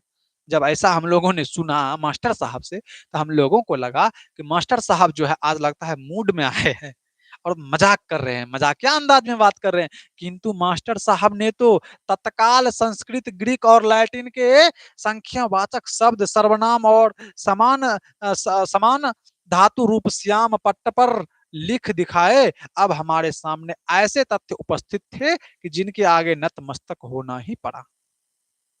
हमको लगा कि मास्टर साहब आज मजाक कर रहे हैं, मूड में है, संस्कृत भाषा कितनी बड़ाई कर रहे हैं। लेकिन जैसे ही मास्टर साहब ने श्याम पट पर लिखना शुरू किया तो उसके सामने हमें नतमस्तक होना पड़ा। तो डॉक्टर कली मैक्स मूलर के मास्टर साहब थे। कहते हैं कि भारत के बारे में एक प्रकार के सुनिश्चित ज्ञान को मैं अपने व्यापक तथा इतिहास के ज्ञान के लिए अवश्य मानता हूं। भारत के साथ हमारे परिचय के फलस्वरूप आज यूरोप वासियों को धारणाएं बदल चुकी है और बहुत विस्तृत हो गई है। अब हम यह जानने लगे हैं कि जैसे पहले समझा जाता था, वास्तव में हम उससे कुछ भिन्न हैं। कल्पना कीजिए कि किसी छोटी छोटी प्रलय या भौगोलिक उथल पुथल के कारण कभी अमेरिका के लोग अपने आप को अंग्रेजी मूल के सर्वात भूल जाए, तब 2-3 हजार वर्ष बाद उन्हें अकस्मात मालूम हो जाए कि 17वीं शताब्दी में ऐसे ही अंग्रेजी भाषा और उसका साहित्य विद्यमान था, तो वे आश्चर्यभूत होंगे। है? जब उसको मालूम होगा कि 17वीं शताब्दी में अंग्रेजी भाषा का था, बोलबाला था अमेरिका में, तो उनको आश्चर्य होगा। अभी अभी किसी भौगोलिक कारण, उथल पुथल के कारण अमेरिका के लोग अपने सर्वार्थ को भूल जाएं और 2-3 हजार वर्ष के बाद जो है उनको अचानक मालूम पड़े कि हम लोगों का जो भाषा है, हमारे यहाँ जो है पहले अंग्रेजी भाषा बोली जाती थी, तो आश्चर्य लगेगा उनको, आश्चर्यभूत हो जाएंगे वे लोग। कहते हैं संस्कृत की खोज से हमारे लिए आज ठीक वैसी ही स्थिति उत्पन्न हो गई है, वैसी ही स्थिति हमारे सामने उत्पन्न हो गई है। कैसी स्थिति? तो कहते हैं हमारी ऐतिहासिक चेतना में एक नया अध्याय जुड़ गया है। हमारे भूले बिसरे बचपन की मधुर स्मृतियां फिर से साकार हो उठी है। कहते हैं संस्कृत तथा दूसरी आर्य भाषाओं के अध्ययन ने हमारे लिए इतना ही किया सो बात नहीं है, और भी चीजें की है। इससे मानव जाति के बारे में हमारे विचार व्यापक और उदार ही नहीं बने तथा लाखों करोड़ों अजनबियों द्वारा तथा बर्बर समझाने जाने वाले लोगों को भी अपने ही परिवार के सदस्य की भांति गले लगाना ही नहीं सीखे हैं, अपितु इनसे मानव जाति के संपूर्ण इतिहास को एक वास्तविक रूप में प्रकट करके दिखाया है, जो पहले कभी नहीं हो पाया था। संस्कृत भाषा जो है मानवीय सभ्यता को एकजुट करने का भी काम किया है, ऐसा मैक्स मुलर साहब कह रहे हैं, आप देख पा रहे होंगे। ठीक है, आगे देखते हैं। कहते हैं कि भाषा विज्ञान के द्वारा हमने अब तक जो निष्कर्ष निकाले हैं वे संस्कृत की सहायता के बिना कदापि प्राप्त नहीं किए जा सकते थे। आज हमारा इतिहास का यह अध्ययन प्रश्न मानव को अपने वास्तविक पूर्व को पहचानिए, इस फ्रेंच उक्ति को क्रियान्वित कर सकने योग्य बनता है। इस प्रकार मनुष्य इस विश्व में अपना वास्तविक स्थान निश्चित कर पाता है और यह जान लेता है उसने अपनी जीवन यात्रा कहां से आरंभ की थी, उसने कौन सा मार्ग अपनाया और कहां पहुंचा। हम सब पूरब से आए हैं। हम सब कहां से आए हैं? पूरब से आए हैं। हमारे जीवन में जो भी कुछ अत्यधिक मूल्यवान है वह हमें पूर्व से ही मिला है, और पूरब को पहचान लेने से ऐसे प्रत्येक व्यक्ति को जिसने इतिहास की वास्तविक शिक्षा का कुछ लाभ उठाया है, भले ही वो प्राच्य विद्या विशारद ना भी हो, तो भी वह अनुभव अवश्य होगा। वह नानाविध स्मृतियों से भर अपने पुराने घर की ओर जा रहा है, ऐसा लग रहा है। कहते हैं अगले वर्ष जब आप लोग भारत के तट पर पहुंचेंगे तो बजाय इसके कि आपका दिल बैठने लगे, मैं चाहता हूं कि आप में से प्रत्येक को ठीक वैसा ही अनुभव हो सकेगा जैसा कि आज से 100 वर्ष पहले सर विलियम जोन्स को हुआ था। अब आपने वारेन हेस्टिंग्स के बारे में सुना, अब थोड़ा सा सुन लीजिए सर विलियम जोन्स के बारे में। सर विलियम जोन्स को उस समय हुआ था जब उन्होंने इंग्लैंड से आरंभ की हुई अपनी लंबी समुद्री यात्रा की समाप्ति पर क्षितिज में प्रकट होते हुए भारत के तट का दर्शन किया था। कब? इंग्लैंड से यात्रा प्रारंभ किया था और क्षितिज का मतलब जहां पर की समुद्र की समाप्ति होती है, जहां पर की धरती और आकाश एक समान मिले हुए दिखते हैं, क्षितिज पर उन्होंने भारत का दर्शन किया था, भारत की तट का दर्शन किया था। उन्हीं के शब्दों में, जिस भारत की यात्रा की ललक मेरे मन में उठ रही थी पिछले 1783 के अगस्त में, उस देश के लिए मैं समुद्र यात्रा कर रहा था कि एक दिन संध्या के समय दिन भर में देखे गए दृश्यों की जांच पड़ताल करते हुए मैंने पाया कि भारत अब ठीक हमारे सामने था। 1783 ईस्वी की यह घटना है। सर विलियम जोन्स ने भारत के तट का दर्शन किया था। फारस या ईरान हमारे बाईं ओर था। अरब सागर से आती हुई ठंडी हवाएं हमारे जहाज के पिछले भाग से टकरा रही थी। एशिया की सुविस्तीर्ण क्षेत्रों से चारों ओर से घिरी ऐसी श्रेष्ठ रंग भूमि के मध्य अपने आप को पाकर मुझे जिस आनंद का अनुभव हुआ वह वस्तुतः अनिर्वचनीय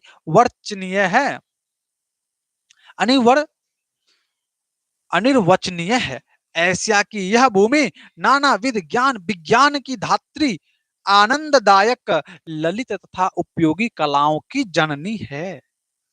एक से एक बढ़कर शानदार कार्यकलापों की दृश्य भूमि मानव प्रतिभा के उत्पादन के लिए अत्यंत उर्वर क्षेत्र तथा धर्म, राज्य सरकारों, कानून या विधि संहिता, रीति रिवाज, परंपरा, भाषा, लोगों के रंग रूप और आकार प्रकार आदि की दृष्टि अपनी अत्यधिक विविधता के कारण सदा सर्वत्र समान की दृष्टि से देखी जा रही है। भारत में ऐसी व्यवस्थाएं भी देखी जा रही है। ठीक है, हाँ, मैं यह कहे बिना नहीं रह सकता कि कितना अधिक विशाल और महत्वपूर्ण क्षेत्र अभी तक अनदेखा ही रह गया। सर विलियम जोन्स कह रहा है कि भारत की भूमि को देखने के बाद हम अपने आप को यह कहने से नहीं रोक पाते हैं, नहीं रोक पा रहे हैं कि इतना अधिक विशाल और महत्वपूर्ण क्षेत्र हमने अभी तक नहीं देखा था।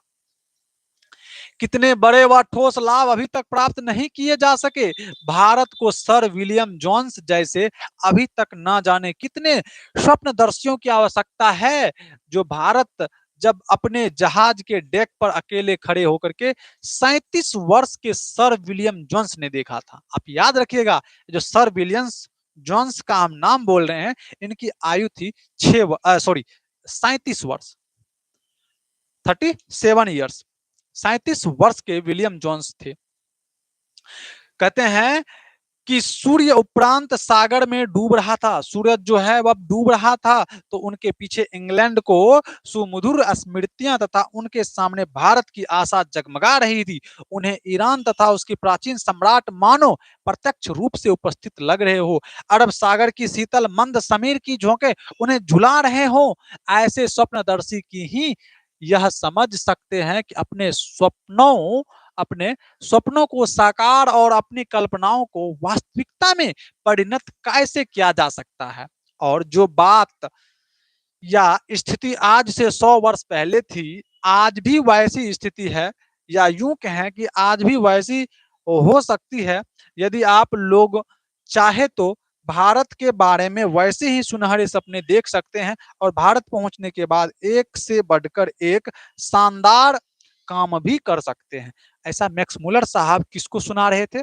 जो भी अंग्रेज अधिकारी सिविल सेवा में चयनित होकर के आए थे। समझ रहे हैं बात को? हाँ, शुरू में मैंने बताया था आपको। आप लोग विश्वास रखें, यद्यपि सर विलियम जोन्स ने कलकत्ता पहुंचने के बाद से अब तक प्राच्य देशों के इतिहास और साहित्य के क्षेत्र में एक से बढ़कर एक शानदार बड़ी बड़ी अनेक विजयें प्राप्त की, और तथापि किसी भी नए सिकंदर को यह सोचकर निराशा नहीं हो जाना चाहिए कि गंगा और सिंध के पुराने मैदानों में अब उसके लिए विजय करने के लिए कुछ शेष नहीं रहा है। जो लोग का भारत को उसी नजरिए से देखना चाहता है जिस नजरिए से सर विलियम जोन्स ने देखा था, तो उनको निराश होने की आवश्यकता नहीं है। वो ये ना सोचें कि इस गंगा सिंध में अब हमें विजय मतलब जीतने के लिए अब क्या ही बचा है, अभी भी बहुत कुछ बचा है मेरे भाई। चलिए, यहां हो गया आपके चैप्टर का द एंड, खत्म हो गया रे। ठीक है, अब हम आपसे एक निवेदन करेंगे। ठीक है, अब आपके सामने ऑब्जेक्टिव प्रश्न होगा, देख रहे हैं ना? ऑब्जेक्टिव प्रश्न तैयार है आप लोगों के लिए। जल्दी से आप लोग क्या कीजिए, जो लोग क्लास में जुड़ गए थे और छोड़ दिए थे, उसको जल्दी जल्दी शेयर कीजिए और तुरंत बुलाइए उसको, तुरंत बुलाइए उसको कि अब जो है इसका ऑब्जेक्टिव सेशन होने वाला है। जल्दी से बुला लीजिए सबको फास्ट में।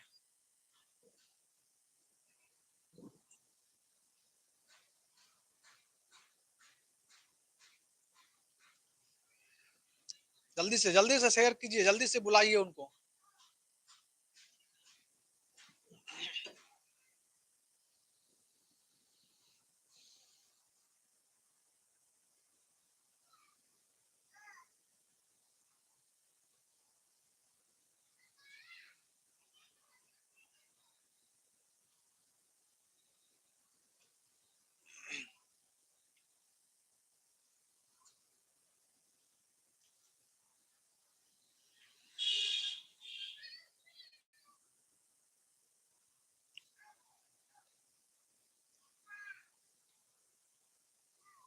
चलिए आगे सभी कोई शुरू करें, शुरू कर दें। चलिए चलिए शुरू करते हैं, चूंकि टाइम भी अधिक हो रहा है ना? चलिए, तैयार हैं आप लोग?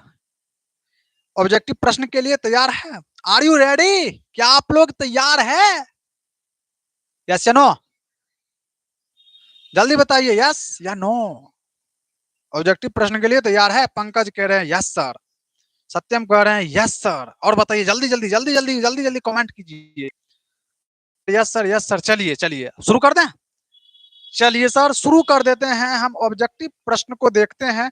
और सबसे पहला प्रश्न, सबसे प्यारा प्रश्न आप लोगों के सामने है, जल्दी से आप इसका जवाब देंगे, बिल्कुल मुस्कुराते हुए, बिल्कुल ऐसे ऐसे ऐसे ऐसे ऐसे ऐसे मुस्कुराते हुए आप लोग इसका जवाब देंगे। जल्दी से प्रश्न को पढ़िए।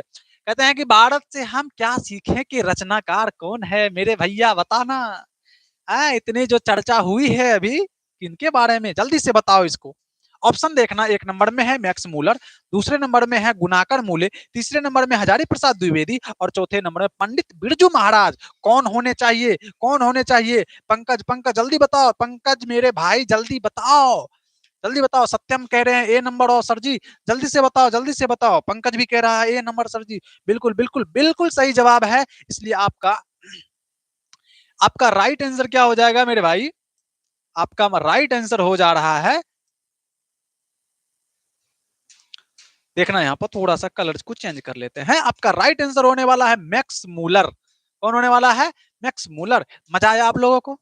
भारत से हम क्या सीखें, पाठ के रचनाकार कौन है? तो वो है हमारे मैक्स मूलर। चलिए अगला प्रश्न। कहते हैं कि भारत से हम क्या सीखें क्या है? यह निबंध है, यह कहानी है, यह भाषण है, यह व्यक्ति चित्र है। क्या है ये क्या है? निबंध है क्या, कहानी है क्या, भाषण है क्या, या व्यक्ति चित्र है? हमने आपको बताया है यह जो है एक प्रकार का भाषण है। और यह भाषण कौन दे रहे हैं? यह भाषण दे रहे हैं मैक्स मूलर जी। कहां पर दे रहे हैं? जहां पर कि अंग्रेज द्वारा चयनित सिविल सेवा में जो अंग्रेजी अधिकारी आए थे, उनके स्वागत के अवसर पर यह भाषण दिया जा रहा था। तो सभी मेरे प्यारे प्यारे बच्चे कह रहे हैं कि गुरुजी इनका सही जवाब होगा आपका भाषण। इनका क्या हो जाएगा? भाषण। कोई परेशानी वाली बातें नहीं है यहाँ पर। अगले प्रश्न को देखते हैं, बताना हमें मैक्स मूलर क्या थे। मैक्स मूलर क्या थे भैया बताओ? मैक्स मूलर भारत भक्त था, मैक्स मूलर संस्कृत अनुरागी था, संस्कृत अनुरागी था, मैक्स मूलर वेदों के प्रति अगाध आस्था रखते थे, या उपयुक्त सभी। क्या ये तीनों चीजें मैक्स मूलर में थे? क्या ये तीनों चीजें मैक्स मूलर में थे? हमने आपको बताया था मैक्स मूलर भारत से अत्यधिक प्रेम करते थे, मैक्स मूलर संस्कृत से प्रेम करते थे, मैक्स मूलर भारत भक्त था, मैक्स मूलर संस्कृता अनुरागी था, मैक्स मूलर भारत के प्रति अगाध श्रद्धा रखते थे, अगाध आस्था रखते थे, वेदों के प्रति अगाध आस्था रखते थे। इसीलिए ऑप्शन नंबर आपका डी सही होगा यहाँ पर। ऑप्शन नंबर डी उपयुक्त में से सभी जो है ये आपका सही जवाब होना चाहिए विद्यार्थी जी मेरे। Hello sir, hello sir, Shabnam Kumari आ गई है, वेलकम। ठीक है, जल्दी से बताइएगा आप हमें कि मैक्स मूलर क्या थे। तो उपयुक्त में से सभी, यानी कि मैक्स मूलर जो है वो भारत भक्त भी था, वो संस्कृता अनुरागी भी था, वो वेदों के प्रति अगाध आस्था भी रखते थे, है ना? तीनों बातें इनके लिए सही है। आगे बढ़ जा। अगला प्रश्न, अगला प्रश्न पे आते हैं। कहते हैं कि मैक्स मूलर के पिता का क्या नाम था? बताओ मैक्स मूलर का पिता कौन था, नाम क्या था उसका? उसका नाम था विरह मूलर, उसका नाम था विल्हे मूलर, उसका नाम था विल्हेलम मूलर, या क्या है, विदेनम मूलर। क्या होना चाहिए इसमें से? क्या होना चाहिए बताना हमें। आ? कैसे कैसे कैसे, जल्दी से बताओ। स्पेलिंग देखना सबनम। यहाँ क्या है? विल्हे मूलर, विल्हे था क्या? बी कैसे कह रहे हो भैया? ना ना बी नहीं होगा, स्पेलिंग देखो, स्पेलिंग गलत है विलहेलम का। ऑप्शन जो है गलत है, वहां पर देख लेना। विलहेलम मूलर तीसरा नंबर ऑप्शन, ऑप्शन नंबर सी जो है वो आपका सही हो रहा है, बिल्कुल। अगला प्रश्न देखें, अगला प्रश्न देखो। विश्व विख्यात विद्वान फ्रेडरिक मैक्स मूलर का जन्म कहां हुआ था? भारत में हुआ था क्या? भारत में हुआ था? नहीं सर। जर्मनी में हुआ था सोचते हैं, इंग्लैंड में सोचते हैं, रूस में सोचते हैं, जल्दी से बताओ कहां हुआ था? तो हमने आपको बताया था विश्व विख्यात फ्रेडरिक मैक्स मूलर का जन्म आधुनिक जर्मनी के डेसाउ नामक नगर में हुआ था। तो क्या कहोगे? जर्मनी। क्या कहोगे? Germany. Yes sir, yes sir, Germany को लॉक किया जाए। जर्मनी में इनका जो है जन्म हुआ था, किसका? मैक्स मूलर का। स्वामी विवेकानंद ने वेदांतियों का वेदांती किसको कहा था? स्वामी विवेकानंद ने वेदांतियों का वेदांती किसको कहा था? कहानियां यदि पढ़ले हो ही तो जरूर बताइए। कहानी को यदि सुने होंगे तो आराम से बताओगे कि स्वामी विवेकानंद ने वेदांतियों का वेदांती जो है वो कहा था मैक्स मूलर को। किसको कहा था? मैक्स मूलर को। किसको कहा था? मैक्स मूलर को। क्या आपको ये बातें हजम हुई? क्या आपको ये बातें हजम हुई? Yes sir. अगला प्रश्न, मैक्स मूलर ने डैश वर्ष की अवस्था में लिपिगंज विश्वविद्यालय में संस्कृत का अध्ययन शुरू किया था? बताओ कितने साल का मैक्स मूलर था जब उन्होंने संस्कृत को पढ़ना शुरू किया था? लिपिगंज विश्वविद्यालय से उन्होंने संस्कृत पढ़ना शुरू किया था तो कै साल का था? यहां पर हम क्या दे दें? 18 दे क्या? तो इनका ऑप्शन नंबर डी हो जाएगा सही। 18 नंबर ऑप्शन, 18 नंबर। जब मैक्स मूलर 18 साल का था, 18 साल का था तब उन्होंने संस्कृत को पढ़ना शुरू किया लिपिगंज विश्वविद्यालय से। आगे बढ़े, अगला प्रश्न, मैक्स मूलर का जन्म कब हुआ? कब हुआ मैक्स मूलर का जन्म? जल्दी से बताओ। एक है आपको 6 दिसंबर 1813, दूसरा है आपको 6 दिसंबर 1823, तीसरा है आपका 6 दिसंबर 1833 और 6 दिसंबर 1843। हमने आपको क्या बताया था? मैक्स मूलर का जन्म जो है वो 6 दिसंबर को होता है। कब? 1823 ईस्वी में। कब होता है? 1823 ईस्वी में होता है। अगला प्रश्न, मैक्स मूलर ने नया सिकंदर किसको कहा है? पहला ऑप्शन है विलियम जोन्स को, वारेन हेस्टिंग्स को, हक्रस को, युवा अंग्रेज के अधिकारी को। नया सिकंदर किसको कहा है मैक्स मूलर? जल्दी से बताए, तब तक हम आपके कमेंट्स को देख लेते हैं। आप लोग जल्दी जल्दी जवाब देना। देख रहे हैं ना कि मैक्स मूलर ने नया सिकंदर किसको कहा? मैक्स मूलर ने नया सिकंदर किसको कहा? किसको कहा नया सिकंदर? जल्दी से बताओ, जल्दी से बताओ। मैक्स मूलर ने नया सिकंदर किसको कहा? विलियम जोन्स को नहीं सर, वारन हेस्टिंग्स को नहीं सर, हक्रस को नहीं सर। किसको कहा? युवा अंग्रेज अधिकारी को, जो उस समय नए नए चयनित होकर के आए थे, उन्हीं को कहा गया था नया सिकंदर। अगले प्रश्न पर चलते हैं। मैक्स मूलर के अनुसार भारत की सबसे प्राचीन भाषा कौन है? हिंदी, बांग्ला, मैथिली या संस्कृत? मैक्स मूलर के अनुसार भारत की सबसे प्राचीन भाषा क्या है? तो भारत की सबसे प्राचीन भाषा जो है वो है संस्कृत। वो क्या है? संस्कृत। सर विलियम जोन्स समुद्र यात्रा करते हुए भारत कब पहुंचे थे? कब पहुंचे थे? 1823 में, 1783, 1900 या 1794? जल्दी से आप लोग जवाब देना इसका। सर विलियम्स जोन्स जो है भारत कब पहुंचे थे? कब पहुंचे थे? 1783। कब पहुंचे थे? 1783 ईस्वी में भारत पहुंचे थे। समुद्री तट पे पहुंचे थे, वहां पर उन्होंने भारत का दर्शन किया था। वारेन हेस्टिंग्स कहां का गवर्नर जनरल था? तो भैया वो भारत का गवर्नर जनरल था ना, श्रीलंका का नहीं, जर्मनी का नहीं, ये का नहीं। वारेन हेस्टिंग्स जो था कहां का गवर्नर था? भारत का। मैक्स मूलर की दृष्टि में सर्वविध संपदा और प्राकृतिक सौंदर्य से परिपूर्ण कौन सा देश है? तो वहां पर भारत का नाम बिना सोचे समझे देना है। मैक्स मूलर ने कहा था अगर हमसे कोई पूछे सर्वाधिक संपदा और प्राकृतिक सौंदर्य से परिपूर्ण कौन सा देश है, तो यहां मैं भारत का नाम लूंगा। तो क्यों ना हम भारत को ले लें। कहते हैं दारिश क्या है? हमने आपको बताया था कि वारेन हेस्टिंग्स को 172 दारिश नामक घड़ा, सोने से भरा घड़ा सिक्का मिला था। सोने के सिक्के, सोने के सिक्के, दारिश किसको बोलेंगे? सोने के सिक्के को। सही है, दारिश किसको बोलना है? सोने के सिक्के को। क्यों? क्यों? क्योंकि सोने के सिक्के से भरा ही घड़ा मिला था ना इसको।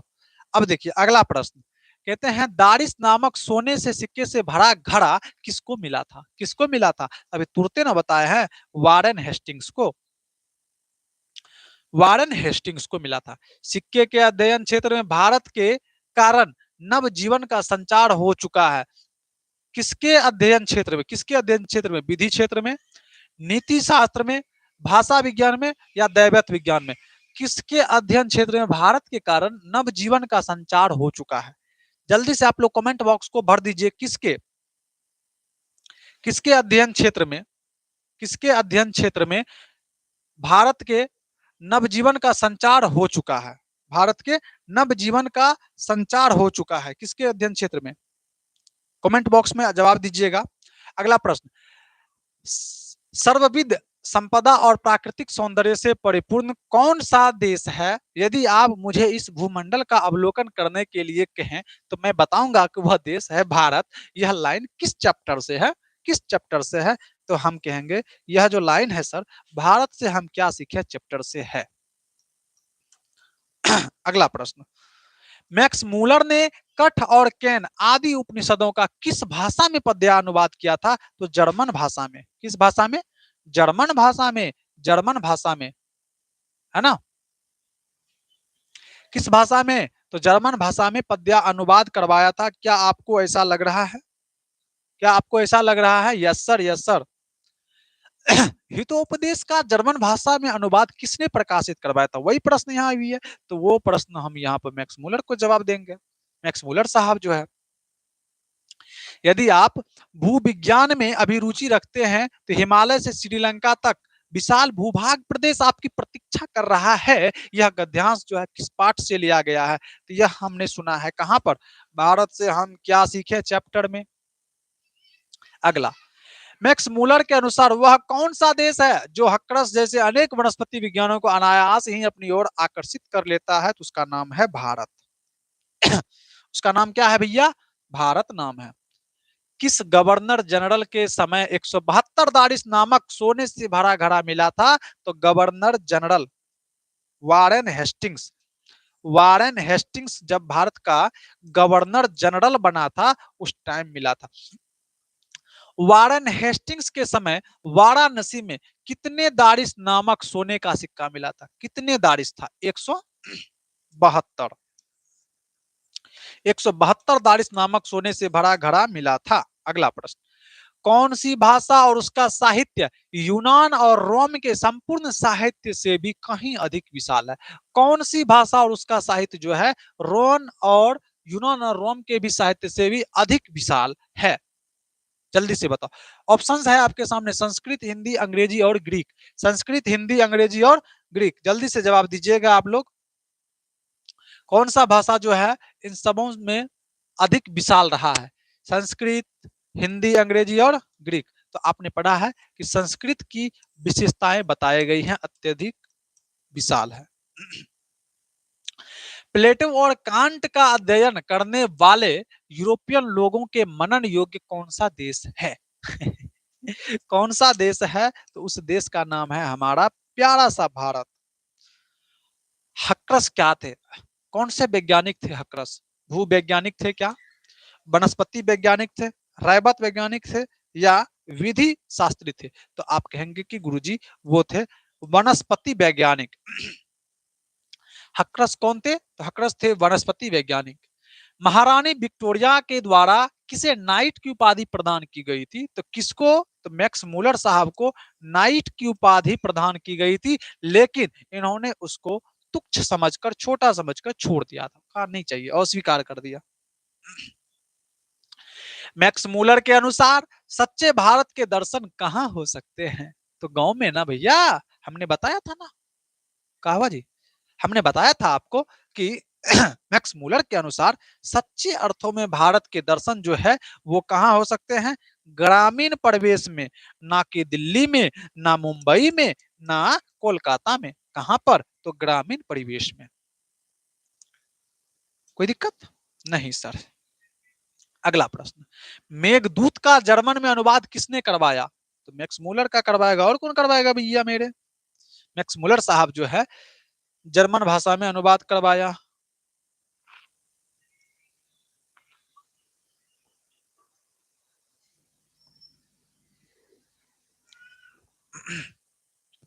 ठीक है।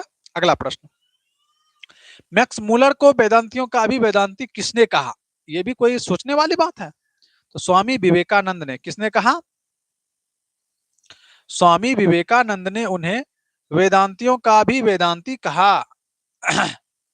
स्वामी विवेकानंद ने उन्हें वेदांतियों का भी वेदांती कहा। Yes sir. अगला प्रश्न, प्लेटो और कांट कहाँ के दार्शनिक थे? प्लेटो और कांट क्या थे? यहाँ प्रश्न है, प्लेटो और कांट क्या थे? तो हमने आपको बताया था प्लेटो और कांट जो है वो महान दार्शनिक थे। वो कौन थे? वो महान दार्शनिक थे। प्लेटो और कांट जो थे वो महान दार्शनिक थे। ठीक है, अगला प्रश्न, सच्चा भारत कहाँ बसता है? गांव में, खलिहान में, बगीचा में या गलियों में? सच्चा भारत कहाँ बसता है? गुरुजी, सच्चा भारत गांव में बसता है। आगे बढ़िए। कठ और कैन का जर्मन भाषा में किसने अनुवाद करवाया? तो मैक्स मूलर ने। किसने करवाया? मैक्स मूलर ने। अगला प्रश्न, भारत का सर्वाधिक आबादी कहाँ बसती है? सर्वाधिक आबादी जो है कहाँ बसती है? सबसे ज्यादा लोग जो है भारत में कहाँ बसते हैं? आपके सामने है, नगर में, महानगर में, गांव में या मंदिर में? मंदिर तो नहीं होगा, है? नगर होगा, महानगर होगा या गांव होगा? कमेंट बॉक्स को जल्दी से आप लोग भरिए। सर्वाधिक, देख रहे हैं ना, सर्वाधिक आबादी कहाँ बसती है? सर्वाधिक आबादी कहाँ बसती है? गांव में, नगर में या मंदिर में? क्या होना चाहिए? क्या होना चाहिए, जल्दी से बताओ। तो मेरे हिसाब से गांव में होना चाहिए। सर्वाधिक आबादी जो है वो गांव में बसती है। सर्वाधिक आबादी कहाँ बसती है? गांव में बसती है। संस्कृत की पहली विशेषता क्या है? संस्कृत की पहली विशेषता जो है वो क्या है? बताओगे? संस्कृत की पहली विशेषता इसकी प्राचीनता है। इसकी क्या है? प्राचीनता। प्राचीनता अर्थात बहुत पुराना है ये। तो संस्कृत की पहली विशेषता ये होगी, है ना। अगले प्रश्न पे चलते हैं। कहते हैं कि शाहनामा का रचनाकाल क्या है? शाहनामा का रचनाकाल क्या था? हमने बताया था 10वीं और 11वीं सदी, है ना। शाहनामा का रचना काल क्या है? तो 10वीं और 11वीं सदी, यही था ना जी। देख लेना एक बार आप लोग, यही होना चाहिए। शाहनामा का रचना काल 10वीं और 11वीं सदी था। वारेन हेस्टिंग्स कहाँ का गवर्नर था? तो भारत का गवर्नर था। नृवंश, यहाँ नृवंश दे देना है, ऐसे निरी लगा दो। नृवंश विद्या का संबंध किससे है? नृवंश विद्या का संबंध किससे है? जल्दी से बताओ। खगोल विज्ञान से, मानव विज्ञान से, वनस्पति विज्ञान से या भूभार्ग विज्ञान से? तो नृवंश विद्या का जो है मानव विज्ञान से होना चाहिए, क्योंकि नृवंश नृत्य जो करेगा वो कौन करेगा? मानव नहीं करेगा। तो नृवंश विद्या का जो है में इसका किसके? मानव विज्ञान से होना चाहिए ना। हाँ ठीक है। अगला प्रश्न, मैक्स मूलर ने कालिदास की किस पुस्तक का जर्मन भाषा में अनुवाद करवाया था? हमने बताया है आपको, पहले भी क्लासेस में बताए हैं। कालिदास द्वारा रचित पुस्तक का नाम है मेघदूत। मेघदूत को, किसको? मेघदूतम। अगला प्रश्न, किस गवर्नर जनरल के समय 172 दारिश नामक सोने से भरा घड़ा मिला था? अब देख रहे हैं ना, 2021 में यह प्रश्न पूछा गया है। समझ रहे हो बात को भैया? जल्दी से देख लेना यहाँ पर, ये सभी प्रश्न पूछे जाने वाले हैं, पूछे गए हैं। 172 दारिश नामक सोने से भरा घड़ा किसको मिला था? किसको मिला था? तो आप कहोगे वारेन हेस्टिंग्स को। किसको मिला था? वारेन हेस्टिंग्स को। पूछा गया प्रश्न है, क्वेश्चन बैंक का है, देख लेना यहाँ पर। हितो उपदेश का जर्मन भाषा में अनुवाद किसने प्रकाशित करवाया? ऑप्शंस देखो, जल्दी से जवाब दो। बिल्कुल शबनम कर रही है, B number option, Max Muller. Hitopadesha का जर्मन भाषा में अनुवाद किसने करवाया? तो मैक्स मूलर ने। सत्यम कह रहे हैं कि बी नंबर ऑप्शन। जल्दी से हाँ लॉक किया जाए। अगला प्रश्न, नृवंश विद्या का संबंध किससे है? तो अभी तुरंत ना बताए हैं, मानव विज्ञान से। तुरंत भूल जाते हो, है नहीं भूलना है। मैक्स मूलर ने कालिदास की किस पुस्तक का जर्मन भाषा में अनुवाद करवाया है? भगवान बताओ रे भैया, कालिदास की कौन सी पुस्तक है जिसका जर्मन भाषा में अनुवाद करवाया है? तो उस पुस्तक का नाम है मेघदूत। मैक्स मूलर का जन्म कब हुआ? 1823 में हुआ। तारीख क्या थी? 6 दिसंबर। सर विलियम जोन्स समुद्री यात्रा करते हुए भारत कब पहुंचे थे? कब पहुंचे थे? तो 1783 में पहुंचे थे। कब पहुंचे थे? 1783 में पहुंचे थे। ठीक है, सही जा रहे हैं ना आप लोग? कब पहुंचे थे? 1783 में पहुंचे थे। Yes sir. आगे बढ़िए। मैक्स मूलर के अनुसार सच्चे भारत के दर्शन कहाँ हो सकते हैं? कहाँ हो सकते हैं? तो भैया गांव में हो सकता है और कहीं नहीं होगा। सच्चा भारत, असली में भारत को देखना है तो गांव में जाओ। मेघदूत का भाषा में पद्यानुवाद किसने करवाया? मैक्स मूलर ने। देख रहे हो ना, पूछे प्रश्न है 2020 में पूछे गए हैं। भारत से हम क्या सीखें? क्या है भैया? ये एक भाषण है। और ये भाषण कौन दिया है? तो ये भाषण दिया है मैक्स मूलर। अगला प्रश्न, मैक्स मूलर को वेदांतियों का भी वेदांती किसने कहा है? तो किसने कहा है? स्वामी विवेकानंद ने कहा है। मैक्स मूलर को वेदांतियों का भी वेदांती किसने कहा? तो स्वामी विवेकानंद ने कहा है। यस या नो? Yes sir. प्लेटो और कांट थे महान दार्शनिक। प्लेटो और कांट थे महान दार्शनिक।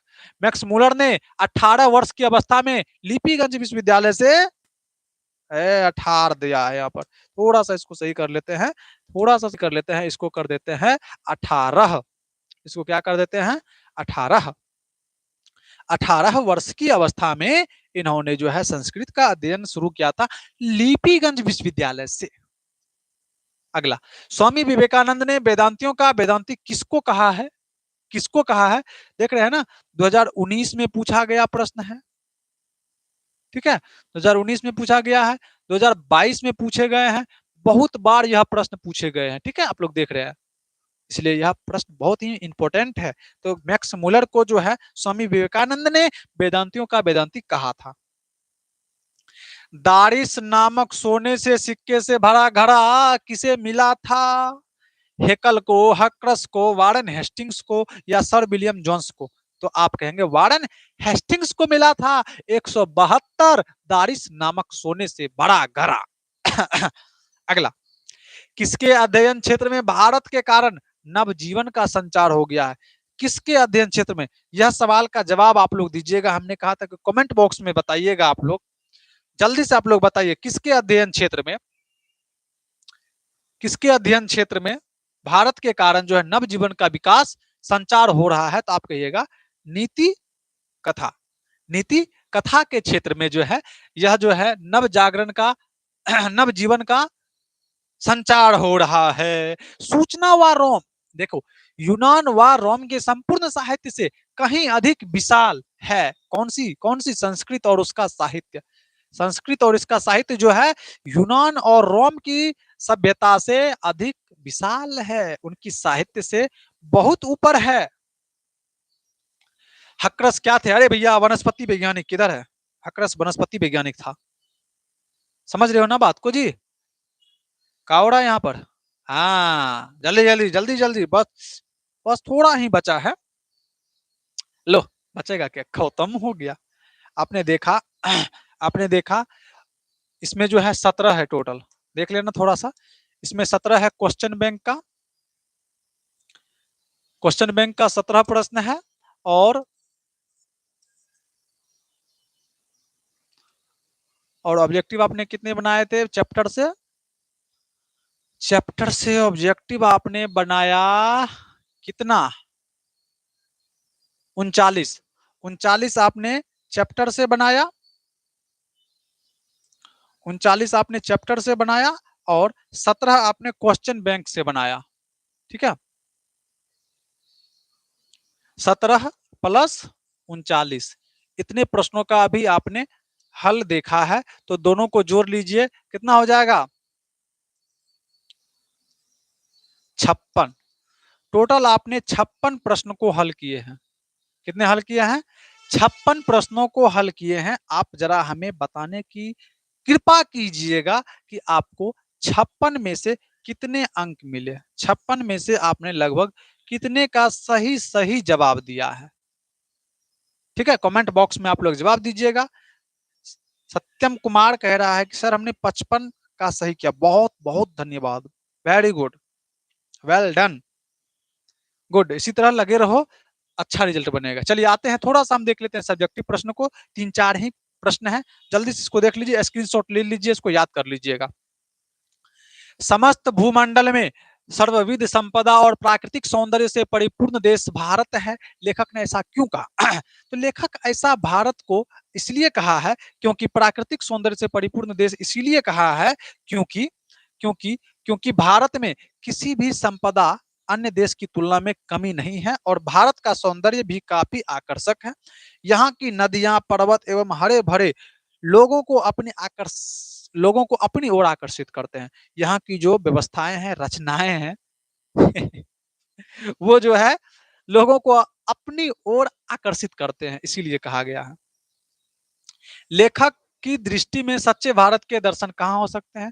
लेखक मैक्स मुलर की दृष्टि में सच्चे भारत के दर्शन ग्रामीण परिवेश में हो सकते हैं, ऐसा यहाँ पर लिखा है। लेखक मैक्स मुलर के अनुसार सच्चे भारत का दर्शन ग्रामीण इलाकों में हो सकते हैं, ना कि मुंबई, दिल्ली, कलकत्ता जैसे शहरों में, क्योंकि भारत का असली संस्कृति ग्रामीणों में ही निहित है।